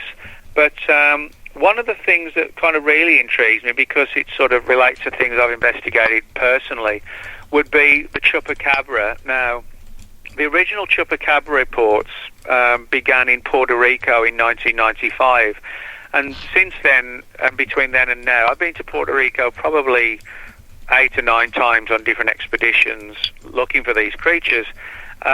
What's interesting is that on Puerto Rico, people don't describe the Chupacabra in just one way, which again suggests it can take on multiple forms. Now, the original sightings in 95 were of a creature that walked on 2 limbs, which kind of imagine like a chimpanzee but with no hair. That's kind of what its size and bulk and what it looked like. And it had this sort of row of spikes going down its head and neck, almost like a punk rock mohawk kind of. That's how it kind of looked, these spikes down its head and the back of its neck. And some of the witnesses described it having these bat-like wings, like membranous wings. Now, other people talked about seeing the spikes, but said, well, what we saw didn't have wings. Other people described it as having feathers. In a couple of cases, people described it as looking like a giant bird. Others said it looked like a hairless, large, dog-like animal, but very skinny. Now, for a relatively small island, it would be absurd to say that there are 6 or 7 unknown types of creature, flying or lurking around Puerto Rico. But for all these differences in the physical description of these creatures, what we find is that they all had one thing in common, is that when they would attack farm animals, they would try and drain them of blood, literally like a vampire. And so, in other words, this is a good pointer to the fact that we're dealing with the same creature but in different forms, because whether people are talking about the winged animal, the dog-like animal, the one that was more bird-like, the one that was more bat-like, they all had that one thing in common, the idea that they were sort of trying to drain massive amounts of blood. And I do actually have a couple of cases where people talked about seeing the Chupacabra. Interestingly enough, like some of the other cases where they kind of shimmer, almost like in a heat haze, and then, according to the witnesses, they took on a slightly different form, whether winged or not. So I think, for me, it's sort of fascinating because probably one of my favourites, because I've been there many times, and spoken to the locals and got to know the landscape and the areas, and again, it just makes you realise that reality, as we kind of understand it, is actually very different to what reality really is, or unreality. Well, yeah. Now, you give us a nice segue into Mothman. Being another winged entity that, and you have been to Point Pleasant. Now, my 2 questions. The second one is about the shape-shifting. My first question is, in your trips, have you actually gone and tried to hunt Mothman? Have you tried to do a hunt or a search there to see if you could find anything? Well, I've been to Point Pleasant a couple of times, and I've been to all the areas where the Mothman was seen back in the 60s. The problem is that although there are occasional reports to this day in and around the Point Pleasant area, the vast majority of the reports were back in 1966, 1967. Right. There actually was, there was one report earlier, I think like 61 or 62, something like that. But for the most part, it was 66 to 67. But as I said, I've been around all the areas, but because the sightings have largely died off, it's very much sort of like the town embraces it. They have this festival every year, but it's more like a historical kind of thing rather than talking about new cases. But what I would say, is that creatures like Mothman have been seen around the world for many years. It's just different areas give them different names. There's a very similar one in the UK called Owlman. Yes. There was one briefly seen for over a few nights in early 1950, in the summer of 1953, that became known as a Houston Batman. It was this winged humanoid type creature that several people saw when they were sat outside late at night because it was so hot and there was no air conditioning. They saw this humanoid flying creature soar over. Now, in terms of the shape-shifting angle in relation to Mothman, well, for people who don't know, a little bit of background, 66, 67, there were all these sightings of this flying creature, this massive flying creature that became known as Mothman. And it all culminated in December 67, so we're coming up to the 50th anniversary, when the town's Silver Bridge, as it was called, plunged into the Ohio River in December 67, and 46 people were killed because they drowned when their cars fell into the river. And there were theories at the time that the Mothman was like a Grim Reaper type creature that caused the disaster. Other people think that Mothman is like a warning entity that surfaces and tries to warn people of looming disasters in its own strange way. But in terms of the appearance, some people described it as looking like a gigantic bird, like a dark-coloured bird, with these bright, fiery red eyes. Other people said that it looked more bat-like, and then you had other people who said that what they were absolutely sure that what they saw was like a humanoid figure, but with large bat-like wings. So, you have three very different versions and visions, if you like, of what people saw. You have the large bird, you have the bat-like animal, and you have something looking like a man, but with bat-like wings, more like a gargoyle, or perhaps even more like if you've seen, the Jeepers Creepers movies, the creature in that. That's how some people described it. So, you can make a case that Mothman also is a shapeshifter. But, if people are interested in the story and never get a chance to go out there, I recommend people do, because even today, it's like a really creepy and atmosphere-filled area. There's an old TNT plant there that the military used back in the 40s to create TNT and dynamite, to fight the Germans, and it was all for the arms missions, etc. And you can actually go to those old TNT plants. It's all sort of crumbled down now, and all the storage areas are still there, and it's almost like something out The Walking Dead, where it's like everywhere is like an apocalyptic environment, and these old ruined buildings where nature's taking over, and there's vines and trees and bushes sort of cracking through the concrete, and it looks like some desolate land after a war or whatever. It does. It's like the perfect creepy place for Mothman to surface. It really is, and I have encouraged individuals for years, if they get the chance, to go to the Mothman Festival. It's the second weekend in September. I like you. I've been there. I've spoken several times. I think my first year speaking was 2006, and I think I spoke 2006, 7, 8, and 9. So I think I spoke 4 years at the Mothman Festival, and addressed the similar to what you're talking about. And Wendy and I had talked about this earlier. In the eyewitnesses that I interviewed, and then going back and looking at John Keel's notes and talking to Keel, and then and of course Jeff Walmsley and Donnie Sargent, who've written 2 books. Well, actually, they co-authored 1 book together, and then Walmsley has written another book, The Mothman Facts Behind the Legend, and then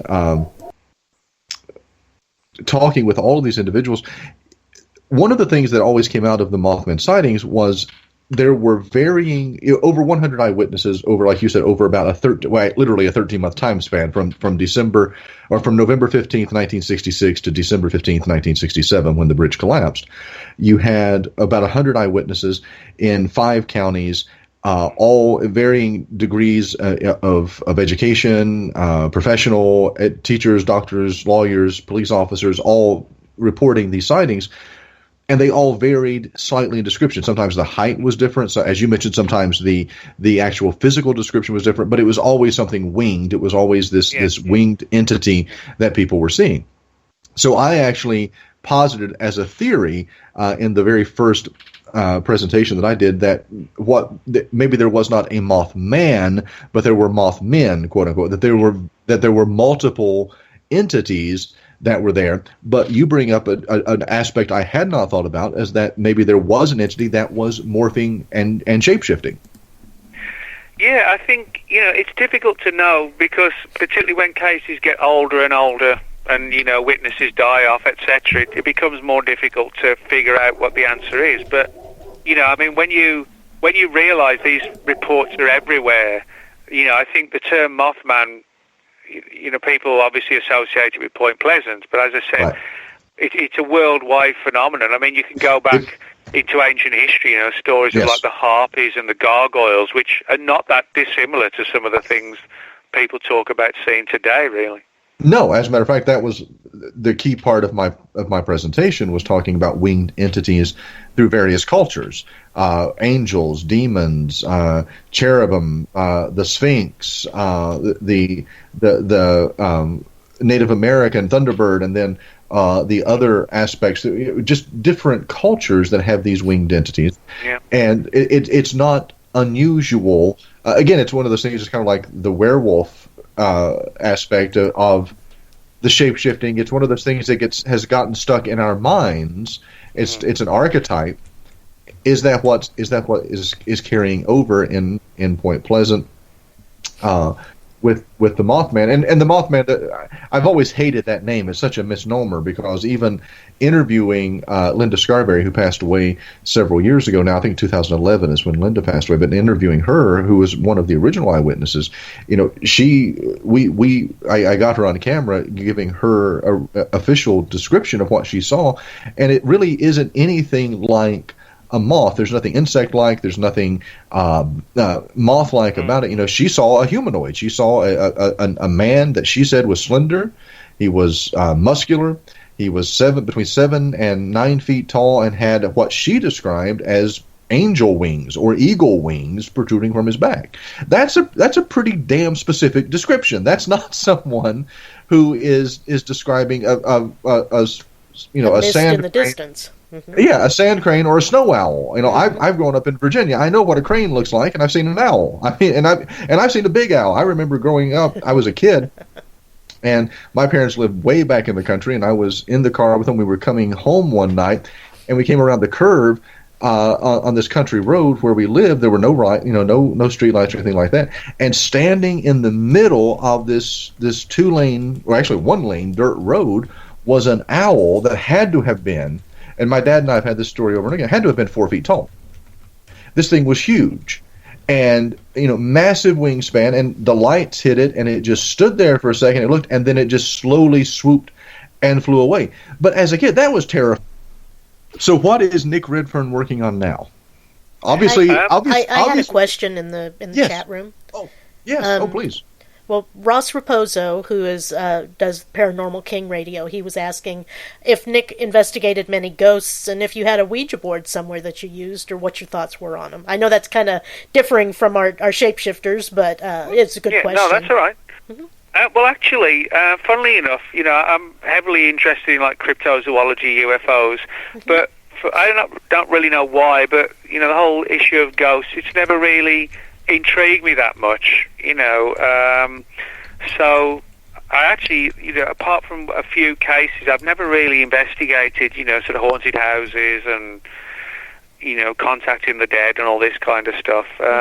Not because I don't think there's anything to it. It just doesn't really capture my attention, okay. or my interest. So, but no, I've never used a Ouija board, but I did actually have a couple of weird experiences back in 2003 when my dog I had at the time, Charity, she passed away, and I did have a couple of really weird experiences after she died, and although I don't write about the subject much because I said it's not my area really, but I honestly do think some essence of her survived, and it hung around for a few days. I honestly don't think it was imagination or wishful thinking. I honestly think some essence of her, like an energy or something, was still there for a while. Mm-hmm. No, I agree with that. Again, Ross says thank you very much. And no, I had when one of my dogs passed away, and he was a pretty good sized dog. I was at my desk and thought I heard a dog jump up onto my bed, and it was not the other dog that I had at the time. There was nothing there that I could see, but I distinctly heard that. So I completely agree that the essence of or something happened, but those are tearjerker stories, so I try not to go there. Yeah. Well, dogs have to have souls, it's yes. obvious. Oh, good Lord, yes. Yes. Yeah. Okay, Travis, you can go now. No, I was going to... Well, you hadn't interrupted and interjected with the questions from the peanut gallery, so I didn't know if there were any. Are there any more? No, there are no more. Not that I see. Okay. Okay. Well, I was going to say, what is Nick Redfern up to besides the New World Order book, which I received in the mail in lieu of Shapeshifters? Besides that one, the next one I'll have coming out will be in February, and it's the first full-length non-fiction book on the whole Slender Man phenomenon.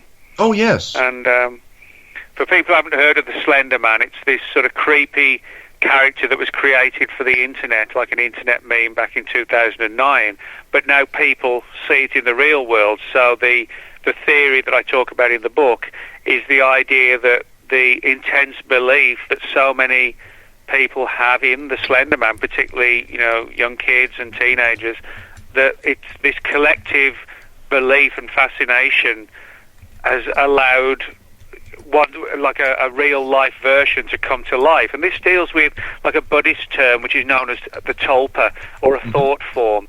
The idea is that the human mind, by focusing and concentrating, you can externalize an image in your mind outwardly, and it takes on some sort of independent existence, but it relies on the beliefs of the people to allow it to exist.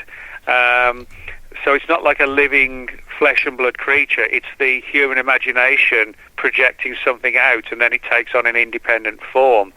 And so I talk about things like that in the book as to how and why people are seeing this Slender Man character that was actually created for the internet. So, and it's a very creepy story which goes back a long, long way, of this sort of spindly, spidery character, this black suit and a faceless face. And, a lot of people get creeped out by the Slender Man stuff because it is so appropriately weird, So that'll be out in February. It's called the Slender Man Mysteries. Oh, nice. Very, very, very cool. Mm-hmm. Looking very... But, you bring up something very interesting, and I know this is not, I'm not bringing up something that you haven't thought of, but when we start talking about things like the Slender Man meme, when you think about, especially in relation to the Tulpa, when you think about how many people are on the internet focusing on something and how much of their energy is focused on something, could they really give life to that? Could they breathe life into something? Well, I think they do. I think, that the whole angle of the Tulpa, or the thought form, with intense concentration and millions of people are focusing on this image, I actually do think that the power of the mind can project the imagery, the imagination, outwardly, and the extensive and deep belief causes the entity itself to develop like its own independent form, if you like. And it becomes very desiring of the life it's now got and doesn't want to give up on it. And then they become evil and malevolent and turn on their creators very often because they don't want the creator to uncreate them, if that's a real word. But the theory is that the tulpa can be deconstructed by intense focusing. So the race is on the part of the tulpa to stay alive, and it's almost like Dr. Frankenstein creating the monster that he wished he'd never had. It's kind of that analogy, except it's not a physical animal. It's more like a spectral, shadowy type of ghostly type figure that is the projection of the mind. Mm-hmm. Which can be more frightening and more powerful, in all honesty. Well, of course, one of the things I point out in the book is that if, literally millions of people are following, the whole Slender Man phenomenon. If by thinking about the Slender Man you create him, then the big question is, well, if you want to deconstruct him, you have to stop thinking about him. But how do you stop thinking about him? That's the thing. Right. You see what I mean? It's almost impossible not to think about it when somebody tells you not to. Well, the first thing you're going to think about is the Slender Man. Yep. So. Yeah, exactly. Or the Stay Puft Marshmallow Man, Right. What did you do, Ray? Well, actually, that is like the closest thing I could think of.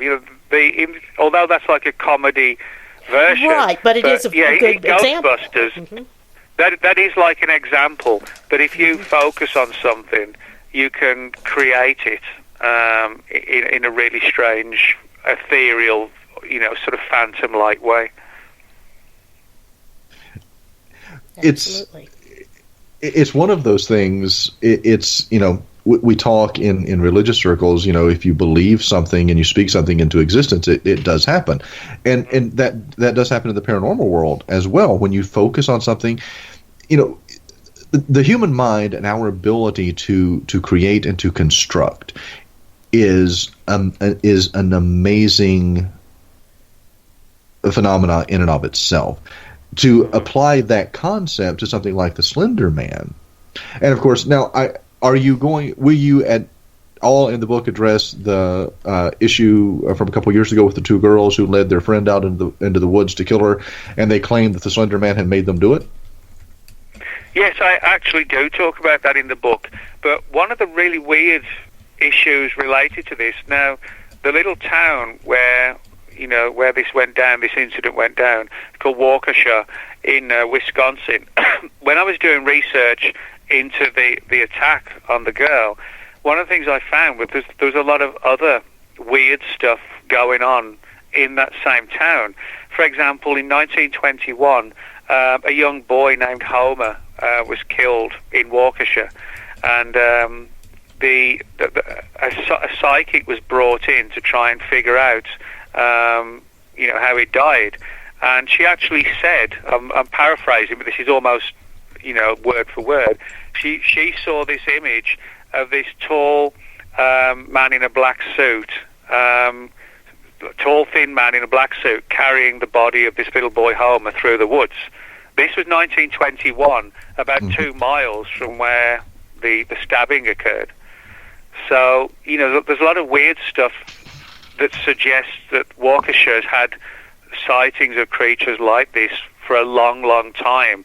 And weirdly enough, long before the Slender Man meme was created, which also brings up something else I talk about in the book as to when the Slender Man image was first created in 2009, to what extent was the creator perhaps subconsciously inspired by a lot of earlier sort of paranormal archetypes to create the Slender Man image itself. So a lot of strange and a lot of disturbing stuff as it relates to how it's affected people's lives and things like that. Which we will definitely have you back on to talk Slender Man, because that I'm very fascinated by that subject as well. Now, the book that was sent to me that was a mistake is the New World Order book, which is again what I call a kind of a coffee table book, because it's more like an encyclopedia of various New World Order conspiracy theories. Yeah, I mean, I've written it from the perspective of like an open-minded person. It's not a conspiracy book that, says, the KGB killed JFK or whatever. It looks at the theories, and it looks at, what one camp says versus what another camp says. So, I'm talking about things like, like the Kennedy assassination, which is in there. I present both sides and say, the skeptics think this, the conspiracy theorists believe that. So it's written in like an encyclopedic A to Z style, so people can sort of flick in and out the pages wherever they want to. They don't have to go from page 1 to 400, and it demonstrates both sides of the coin. It's like it's not Nick Redfern's theories on this or that. It's what the communities, the regular news communities versus the conspiracy theorists take, that what their take is on this whole New World Order scenario, of going down sort of an Orwellian pathway. Are we going into a total surveillance state, or is it just a symptom of the world we're in right now? So it looks at things from a very kind of impartial approach, so to speak.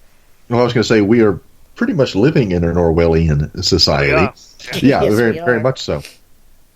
Now, I had a question, and I lost. Oh, no, it was a statement.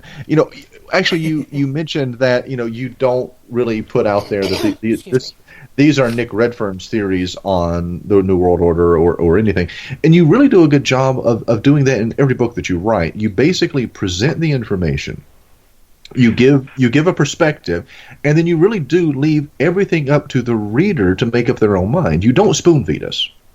Well, what I always try and do, tell the story as accurately as I can, and then I put, what I genuinely think are my theories, to what these things are. But admittedly, we're still struggling for answers, and I don't feel it's the right thing to do to force a theory on people. I will share a theory of mine, and I'll explain why I think it's valid. But, I think sort of banging on the table and saying, this is the answer, when we really don't know, I don't think that's like the responsible way of doing it. I think the responsible way is to share data, share conclusions and theories, and put it out there for everybody to see, and let's see, what input we can get from other people, and maybe that put all this together, and we'll all get to see a bigger picture. But when people say, I know for sure that the aliens are coming from this particular star system, and they're doing this for that reason, they don't know. That's a theory, and I think it should be presented as a theory, not as a foregone conclusion. So. Okay, now you brought up something, and we're running long on the show, which is fine. We do that sometimes because we have as much time. With it. Yes, as long as Nick is fine. Okay. There is a portion of the book you talk about aliens that might not be aliens. Well, yeah, I mean, this actually ties in with these balls of light as well. Now, back in the 1950s, before you had tales of alien abductions and abductees, you had a phenomenon known as the Contactees. And the Contactees were people who, all around the world in the early 50s, claimed to have face-to-face contact with aliens who supposedly looked eerily like us. It's hard to tell the difference. There were a few slight differences, but for all intents and purposes, they looked very, very human-like. Now, a lot of these contactees sort of, lectured and wrote books and had huge followings, like George Adamski, George Van Tassel, Truman Bethlehem, various ones who wrote books and went on the lecture circuits for years. Now, one of them was an American-Italian guy named Orfeo Angelucci, and he talked about how in the early 1950s his encounters with these long-haired space brothers, as they became known, began. And he said that all of his interactions with the space brothers, so to speak, he would feel compelled to drive out to a particular old bridge. And so, we got a bridge component again in it. Yeah. And he would go out to this old bridge where it's very shadowy and dark and park his car, and he would just get out the car and wait. But he would know that something was about to happen. And he said that on the first occasion, and I think the second and the third, he was standing outside the car just waiting to see what would happen, and suddenly these two small balls of light came towards him from high in the sky, came lower, got even closer, and then morphed, again sort of shape-shifted, into the forms of what looked like very human-like people, dressed in sort of like a tight-fitting one-piece suit, not unlike a pilot's outfit, that a pilot would wear, in like a military plane, that kind of thing. Like an old-fashioned one? Yeah, and they would then talk to him about how they wanted him to go out and spread the word of the aliens, how we all need to live together. And they did this with literally hundreds of so-called contactees all around the planet. But it's interesting that Orfeo Angelucci said that his aliens first appeared in the form of a ball of light and then slowly transformed into like this slightly glowing human-like form. So again, we have a ball of light transforming into a person or a human-looking entity, and back again, and vice versa. So again, I think, we're seeing a parallel here. We're seeing little snippets from all around the world that are connected to strange creatures, to UFOs, to crop circles.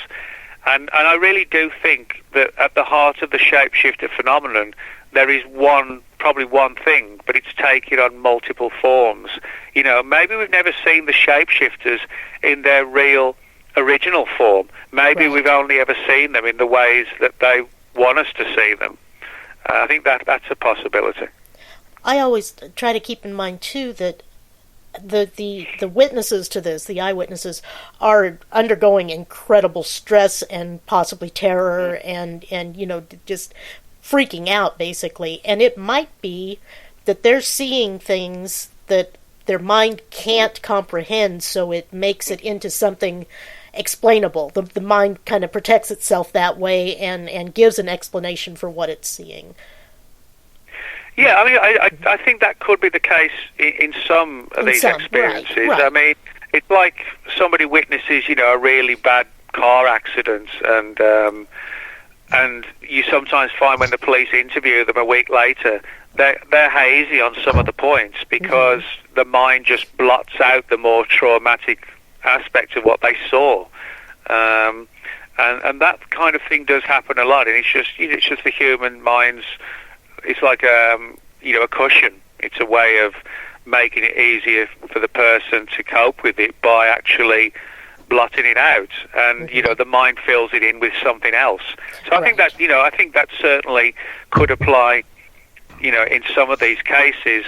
But where the person is sort of absolutely sure, and then you've got very similar ones with these balls of light all around the world, then I think, we are dealing with a genuine weird phenomenon. But yeah, I agree with you. There are sort of multiple angles to these phenomena as well.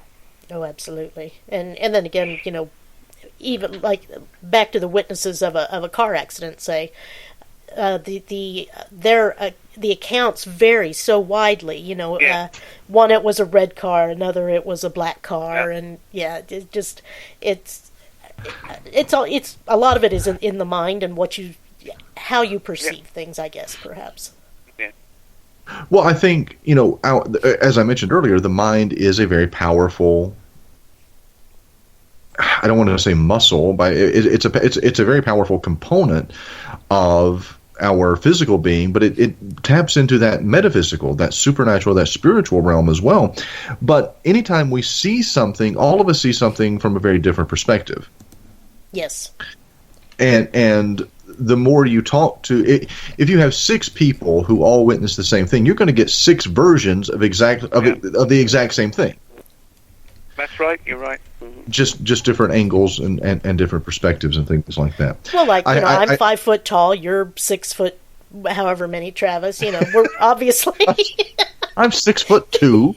Yes, and so, but so it is about perspective. I remember I had my kids at a zoo when they were very little, actually in one of the tandem strollers, and my son and daughter in not the side by side, but the front to back.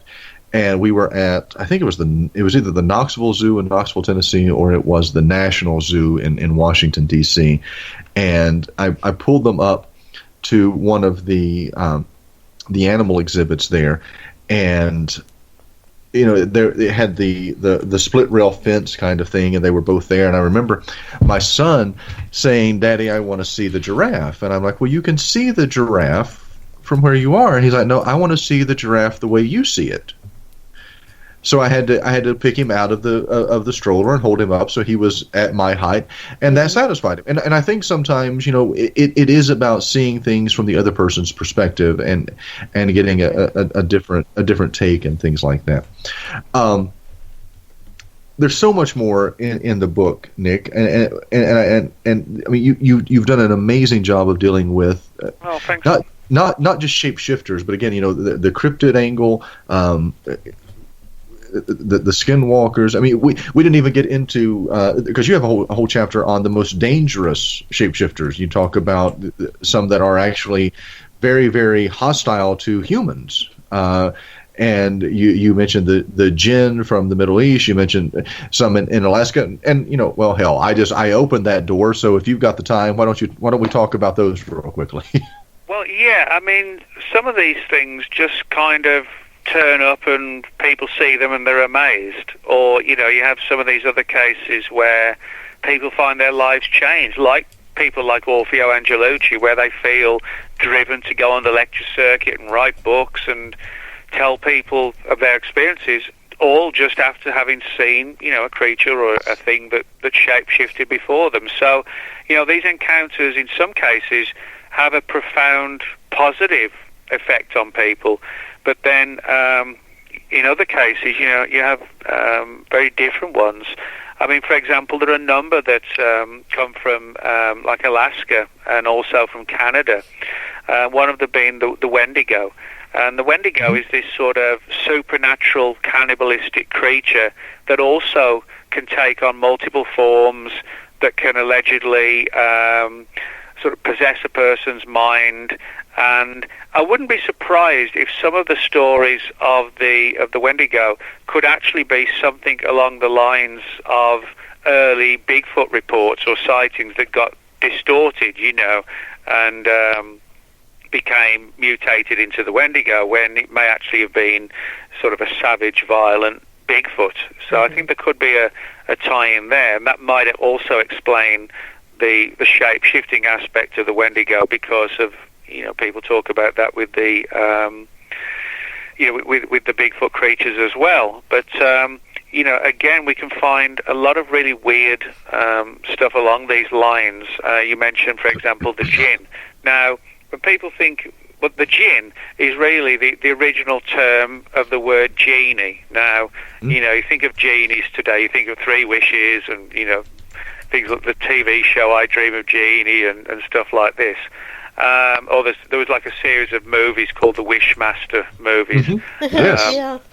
Yes. Yeah. Well, they were basically, the people today have sort of dumbed down the image of what the jinn actually was. And jinn is D-J-I-N-N. Mm-hmm. But, today we call them genies. And it's people have sort of,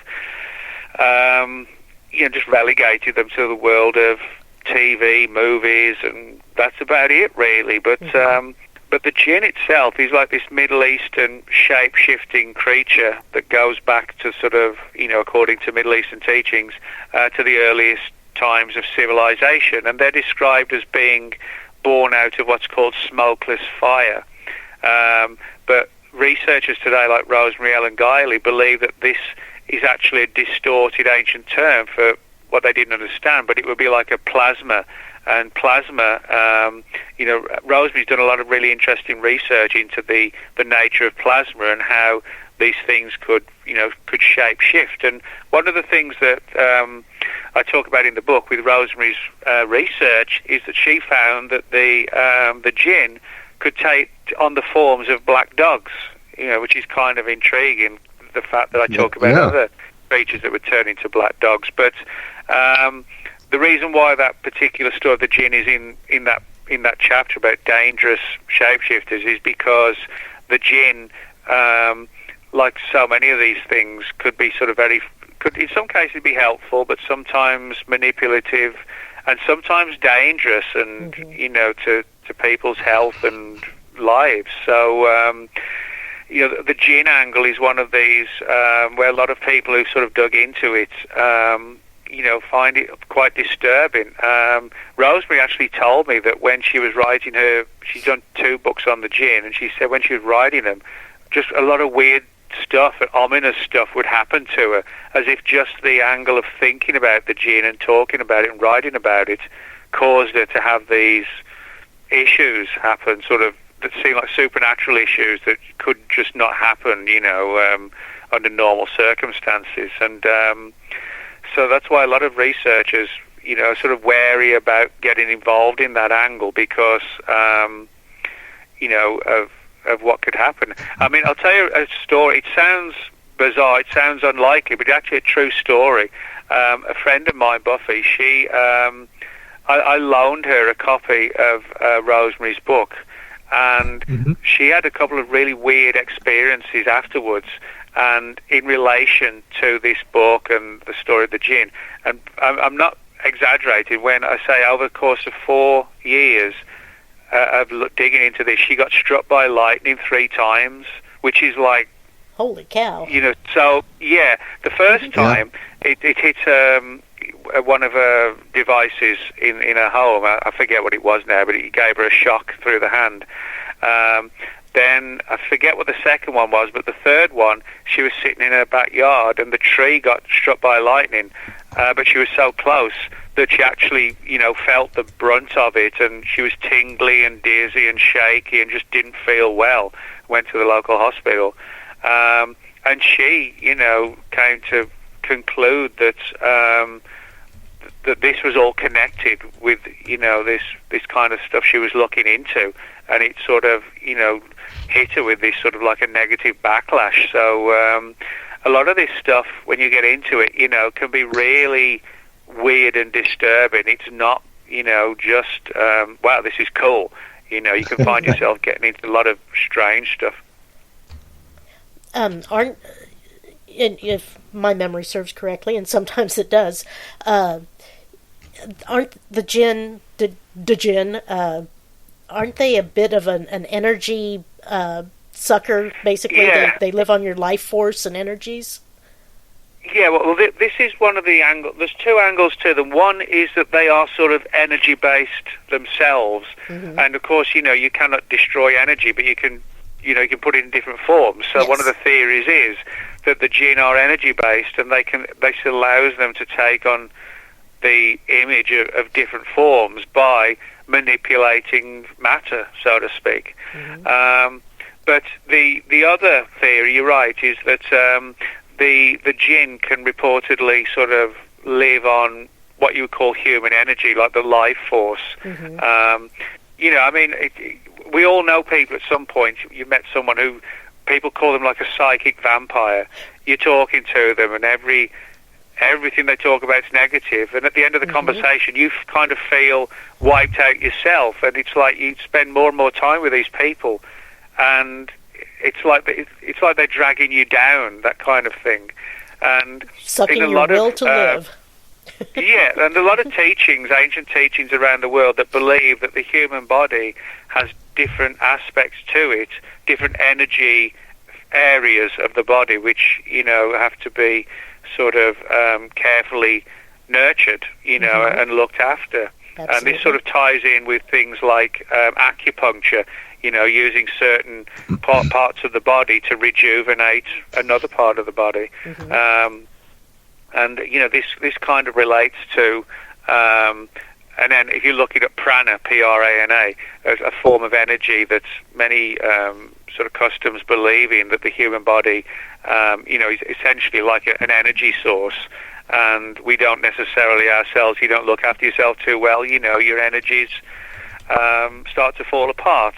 And the theory is that the jinn, kind of uses that energy in the same way that we ingest food, but they essentially take in energy, and they like a parasite, they bleed us dry of an energy. I've I've got a list of. Oh, go ahead, Travis. Yeah, I was going to say I've got a list. I was going to say I've got a list to stay away from. Schindler's List 3, The Reckoning. Yes, exactly. Exactly. Exactly. Back to shapeshifters. I had to kind of chuckle that the one chapter devoted to witches and their preference of bunny rabbits to shift into. I thought of all of the creatures that you would associate with witches, rabbits are not one of them. Well, if you could look back sort of 400, 500, 600 years ago in England, when belief in witches was rife, the theories were they could take on multiple forms like rabbits, hares, toads, frogs, black cats, bats, and also the witch would have this strange demonic little creature known as a familiar, and the familiar was like the witch's spy. If the witch wanted to find out what somebody was saying about them or talking about them, or trying to find out information on someone, they would send out the familiar, but in the form of like a cat or a mouse or a rat or whatever. And it would, in the old legends, it would sort of stroll around the village and find the home of the person that the witch was interested in, and sort of, if it was a cat, it might be outside the door and the people might let it in, and then the cat or the familiar, absorbs the entire conversation, and then, mind to mind, the witch knows exactly what that person was saying about them, but it's done through the familiar. So there's a lot of, I'm sure a lot of these, are just sort of kind of folkloric, but it demonstrates, again, a shape-shifting angle, and it also demonstrates how widespread, again, the belief is in supernatural creatures that can take on different forms. It's almost like it's wired into our subconscious to have a fascination for creatures that, can change. Absolutely. I agree. But why that is, it's that's the big question. Why are we so fascinated by shapeshifters? Maybe part of it is, you kind of wish you have a bad day at work and the boss is giving you hell, and you could just turn into like an 8-foot werewolf and just be done with him, Disembowel him, yes. Ooh. I know. Don't give me any more ideas. I'm sure that's part of it. Yes. That's. I just Well, that's one of the reasons. It is. I think that's one of the reasons I like the whole werewolf genre so much. Is it is almost like a Jekyll and Hyde kind of formula. Yeah. It allows us to embrace the beast while maintaining our humanity at certain times. And there are times. No, go on. No, I was going to say, I just think there are sometimes when we need to unleash the beast. I think sometimes it needs to be let loose.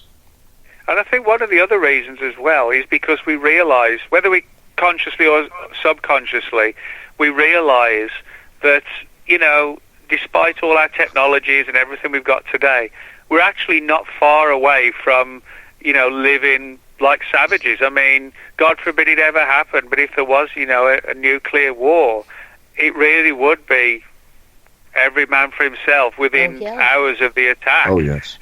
People would be fighting for food and water, fighting for cover to get out from the radiation and whatever.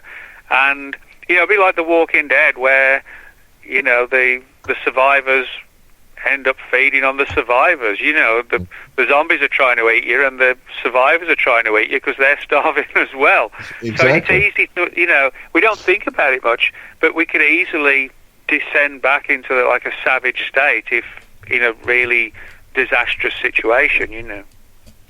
Absolutely. A shape-shifting in a different kind of form. Yep. Devolving, as it were. So. Yeah, exactly. So, and people don't think about it, but you're not really far from that at, any given time in certain circumstances. Very true. Very true. Very true. Well, Nick, how can folks get in touch with you? And how? Well, now the newest book, Shapeshifters, is actually through Llewellyn Publishing. Yeah, correct. And you can get that at Amazon, or you can get it off the shelves in Barnes and Noble as well. And people can reach me at my blog. I have a blog which is Nick Redfern Fortean, Fortean, Nick Redfern Fortean.blogspot.com, or just type into a search engine Nick Redfern World of Whatever. That's the name of the blog, and that'll take you right to it. Or you can reach me. You can reach me at Twitter at Nick Redfern UFO, or you can look me up on Facebook. There's 6 or 7 Nick Redferns, I think, but scroll down and you'll find me. So.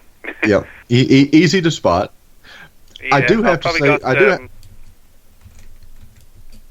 what's that? No, go ahead.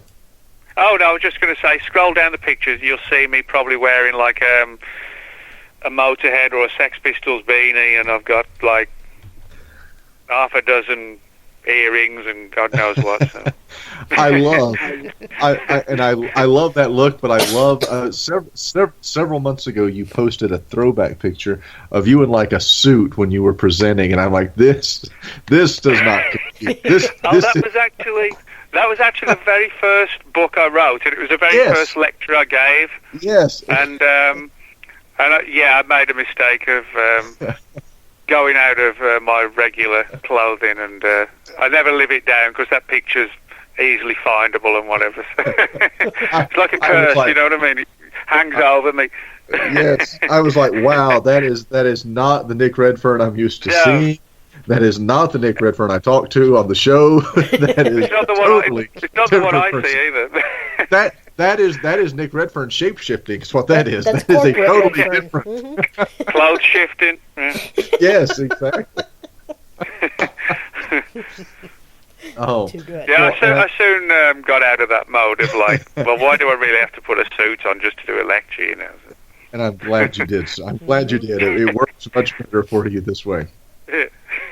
Well, I think I did actually just wear it once, if I remember correctly. But once was one time too many. So once was enough. Yeah, it was kind of like the wedding suit, or yeah, that's what it was like, the wedding suit, or the funeral wear suit. It once and hang it up. You know, not anymore.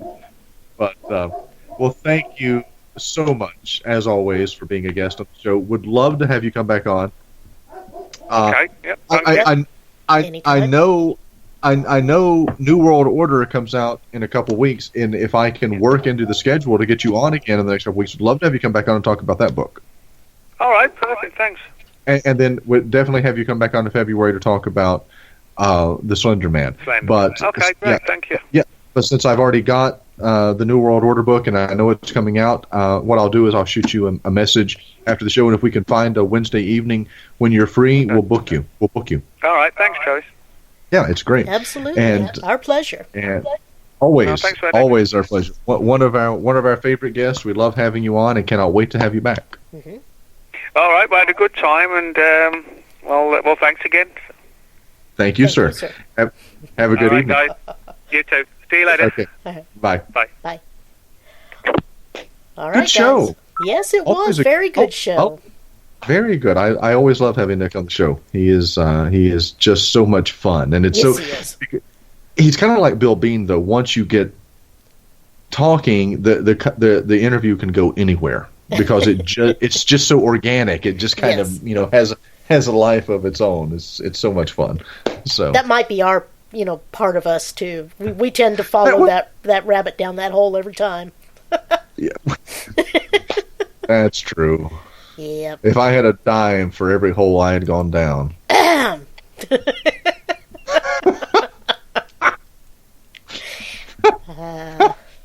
I got nothing. I'm running on fumes at this point. It's 11:30 at night. I've been up since 6. I'm just like going. Hey man, whatever. Who needs sleep? There's plenty of time to sleep when you're dead. It's so funny. I used to be such a late night person. You know this. Mm-hmm. When you and I met, and I was doing the freelance consulting, this is the time of night I started working. Right. Yep. I did my best work, my best creative work, from about 11 o'clock at night to 5 o'clock in the morning, and I would have 2 bottles of Pinot Noir wine and a laptop and the files, and I would just be working, and I would be turning out press releases and press kits and interview schedules and all of that. That was my time frame. Now it's like that Jimmy Buffett song. There's a chorus in that Jimmy Buffett song. Now I go to I'm waking up about the time I used to go to bed, and that's me now. I mean, I am out of bed and I'm shaved and I'm dressed. Honestly, and this still kills me, my best sleep, I still am just in my best REM sleep when my alarm goes off. Oh, yeah. Kills me. Me too. Probably why I wake up late so many mornings going, I don't remember my alarm clock going off, but I probably just reached over and slammed it. Never coming up out of REM. Exactly. I mean, that is I swear, it pisses me off sometimes because I will just be to that point where I'm sleeping so soundly, and then all of a sudden it's that, it's like, oh, God, seriously, it's 6 o'clock? And then it's up and shaved and showered and dressed and on the road again. And right. I remember those days, you know. So, God. But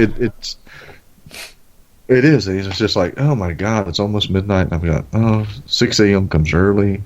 So, but anyway, well, great show. I don't think I told you, but Justin, our old Justin, he contacted me today, and we might have a real special couple of guests coming up. Oh, very cool. Right. I'll know more probably after Friday. So, are you going to leave me in? I know you're going to leave me in anticipation on the air. Are you going to leave me in anticipation in general, or do I get to know when we get off? I'll copy and paste the messaging onto you here on Facebook. That's very cool. A little bit. Mm-hmm. Very cool. And I invited him to join us when these guests come on because they're familiar with him and comfortable, and we are too. So it's all good as far as I can. It is, and Justin is such a fun guy. Oh gosh, yes. He really is. Mm-hmm. He is, and would love to have him back on the show. Oh, absolutely. Yeah, so can't wait to hear about that. We're gonna have, and I will try to get Nick on to talk about the New World Order book. That'll be a great show, and I will go ahead and contact the publicist for Slender Man and get us on the mailing when that comes out, so we can go ahead and book him. Okay. Hopefully, have the book soon, and we can get him booked in February for that show. Well, and we'll talk to Mike Nichols, the parapsychologist lecturer guy that I went and listened to on Friday the 13th. I was kind of waiting until we kind of got back into stride here before I made too many contacts. But, we'll have somebody good coming on next week, too, I'm sure. We just haven't booked them yet. Yeah, we're in the same boat as our listeners. We don't know who's going to be on, but I'm sure as hell they're going to be fun. I mean, right? Yeah. And let's see. I don't know what we're doing for Thanksgiving. I don't either. We actually need to look and talk about that. Yes, we do. We'll do that offline though, so that not everybody needs to or wants to hear about that. So I know, because we may have to have an alternate plan for the 15th of November, because I actually think I'm going to be traveling that day. Oh yeah, where are you going? Northern Virginia. Vanjie Williams' first major press conference as the candidate for congressional seat there in that district. Yeah. So I'm probably going to be traveling. Maybe we'll move to Monday or just do the day that week or something if it works for you. Yeah, but that is. We'll coordinate our schedules. A schedule? Our schedules. So British of you, a schedule. My daughter, if she's still awake, is going, oh, yay, schedule. Wendy said schedules. Well, but I didn't get to do one of my favorite quotes from Van Helsing with Hugh Jackman. Which one? Which one? Well, the little monk, when he goes, why does it smell like wet dog in here? Yeah, I do. You know, everybody trashes Van Helsing, but I actually like that movie. I did too. It wasn't a good movie, but it was fun, and it was just, I mean, that's what it was supposed to be, though. Yeah, it was very fun. Mm-hmm. It was. I remember I watched it with my daughter, and she loved it. I mean, she just, but it was so. I mean, it was tongue in cheek, but I mean, they did, and I mean, the guy who played Dracula, oh my God, right, was such an amazing ripoff on Bela Lugosi and how Bela actually played Dracula. I mean, and I thought it was. Gary Oldman. He was trying to emulate there. Well, so. he did, but I mean, it's so funny because all of the directors talked about Bela when he had been cast as Dracula, when the camera wasn't rolling, even because he had originated the role on the stage as a stage actor, but when the camera wasn't rolling, he would walk around with the cape up, raised up over his mouth, going, "I am Dracula." I mean, that's what he did. I mean, he would just right, yeah, he immersed himself in the role. He did. But they say he was one of the nicest people you had ever met in your life and just do anything for you. Yes, absolutely. And that's one of those, I love the movie Ed Wood, where, it deals with, his relationship with Bela in the later years before Bela died, and the Plan 9 from outer space and all that. It was great. But I mean, I did love Van Helsing. I thought it was great. It brought, you had Frankenstein, you had Dracula, you had the werewolf, you had Van Helsing. The only thing you were missing was the mummy in that particular movie, and that you didn't have that. But it was a great universal mashup kind of thing. It was great. Yes, I agree. It was. And I actually did like Hugh Jackman, even though, he wafted back and forth between like an Australian accent and a British accent and an American accent. It was kind of like he didn't really know. It was kind of like watching Kevin Costner in Robin Hood. It's like, Robin Hood of the Midwest. But it was, it was a fun watch. It was a good popcorn flick. Exactly, yes. I agree. Quite good, and the monster played it perfect. I mean, he was, and Kate Beckinsale is always entertaining and good to watch. Yes. Mm-hmm. Yes, good to watch. Yeah. So now that we've reviewed that movie for you all, yes, thank you very much for joining us. We give it 2 thumbs up and 2 popcorn tubs. Yes.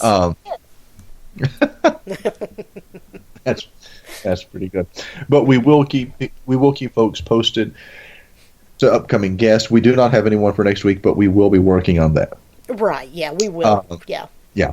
And you can always follow us on Twitter, on Facebook, and especially if we have guests in the Peanut Gallery that have ideas for shows, please email us, tweet us, or message us on Facebook and let us know.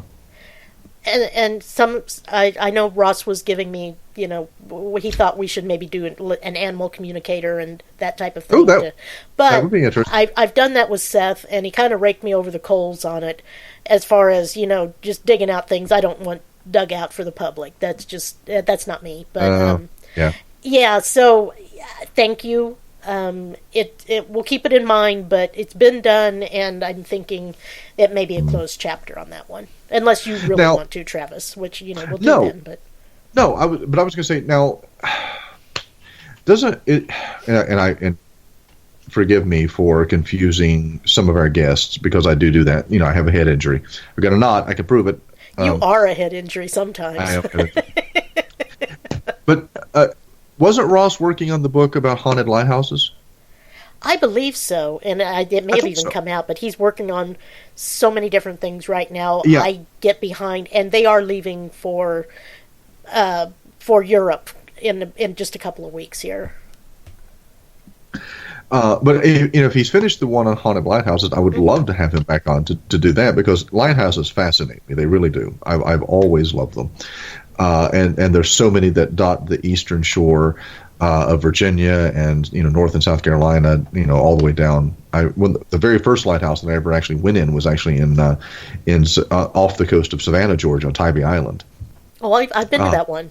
Yeah, loved it. Great experience. Was it one on Hilton Head? Went up, all walked all the way up. God, that was a lot of stairs. It's like, seriously? God in heaven, yes.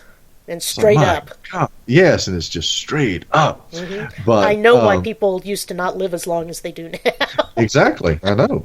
Really. Mm-hmm. But anyway. So, but I would love, and then he was working on the one about was it haunted brothels? Yeah. I don't know that one's been written yet. I haven't seen anything on that one yet. I believe Haunted Lighthouses is out, though. Ships, okay. Was it Ships and Lighthouses? I think Haunted Ships and Haunted Lighthouses, mm-hmm. Yeah. Well, I will. We'll contact June, and we'll contact our contact, and and she'll make him come on. And we actually need to get June and Ken back on and do like another movie kind of review, and talk, because there are some horror films have come out, and more on the way, but it would be kind of fun to do one of those shows. Yes, it would indeed. So, well, it is almost midnight, the witching hour. Which is almost east. It's barely 11 o'clock yet. Barely 11 o'clock, and here I'm going. It's time for me to just kind of crawl into bed and lay there with my glass of wine and a good horror movie running in the background. So we have got we have another rendition of Werewolves of London, which is going to be our out song, if I'm not mistaken. I was thinking, or did you find something else? I was thinking I might play the Rob Zombie Werewolf song.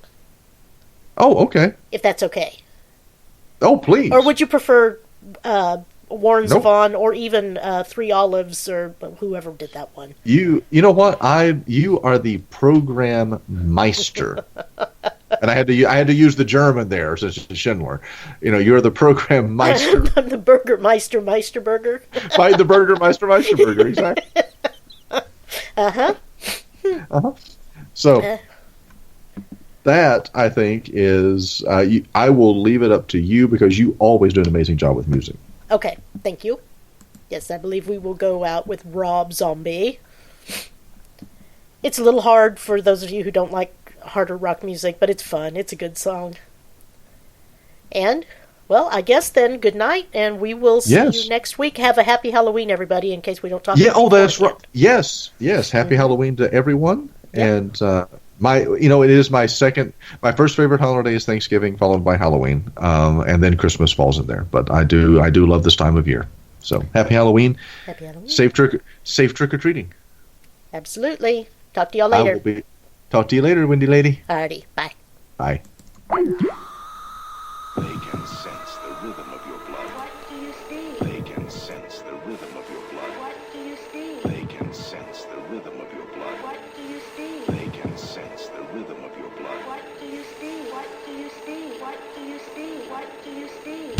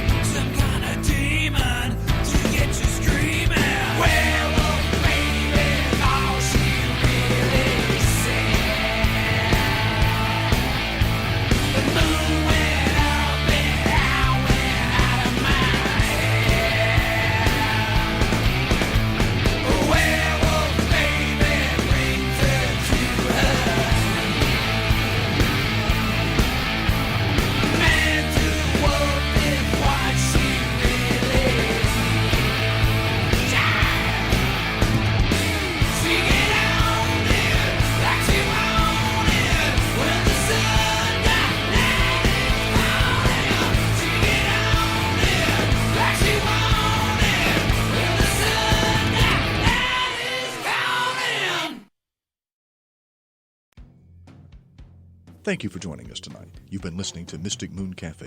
Join us every Wednesday from 9 to 11 p.m. Eastern. Be sure to like us on Facebook and follow us on Twitter. On behalf of Wendy Schindler, this is Travis Short saying have a great rest of your week.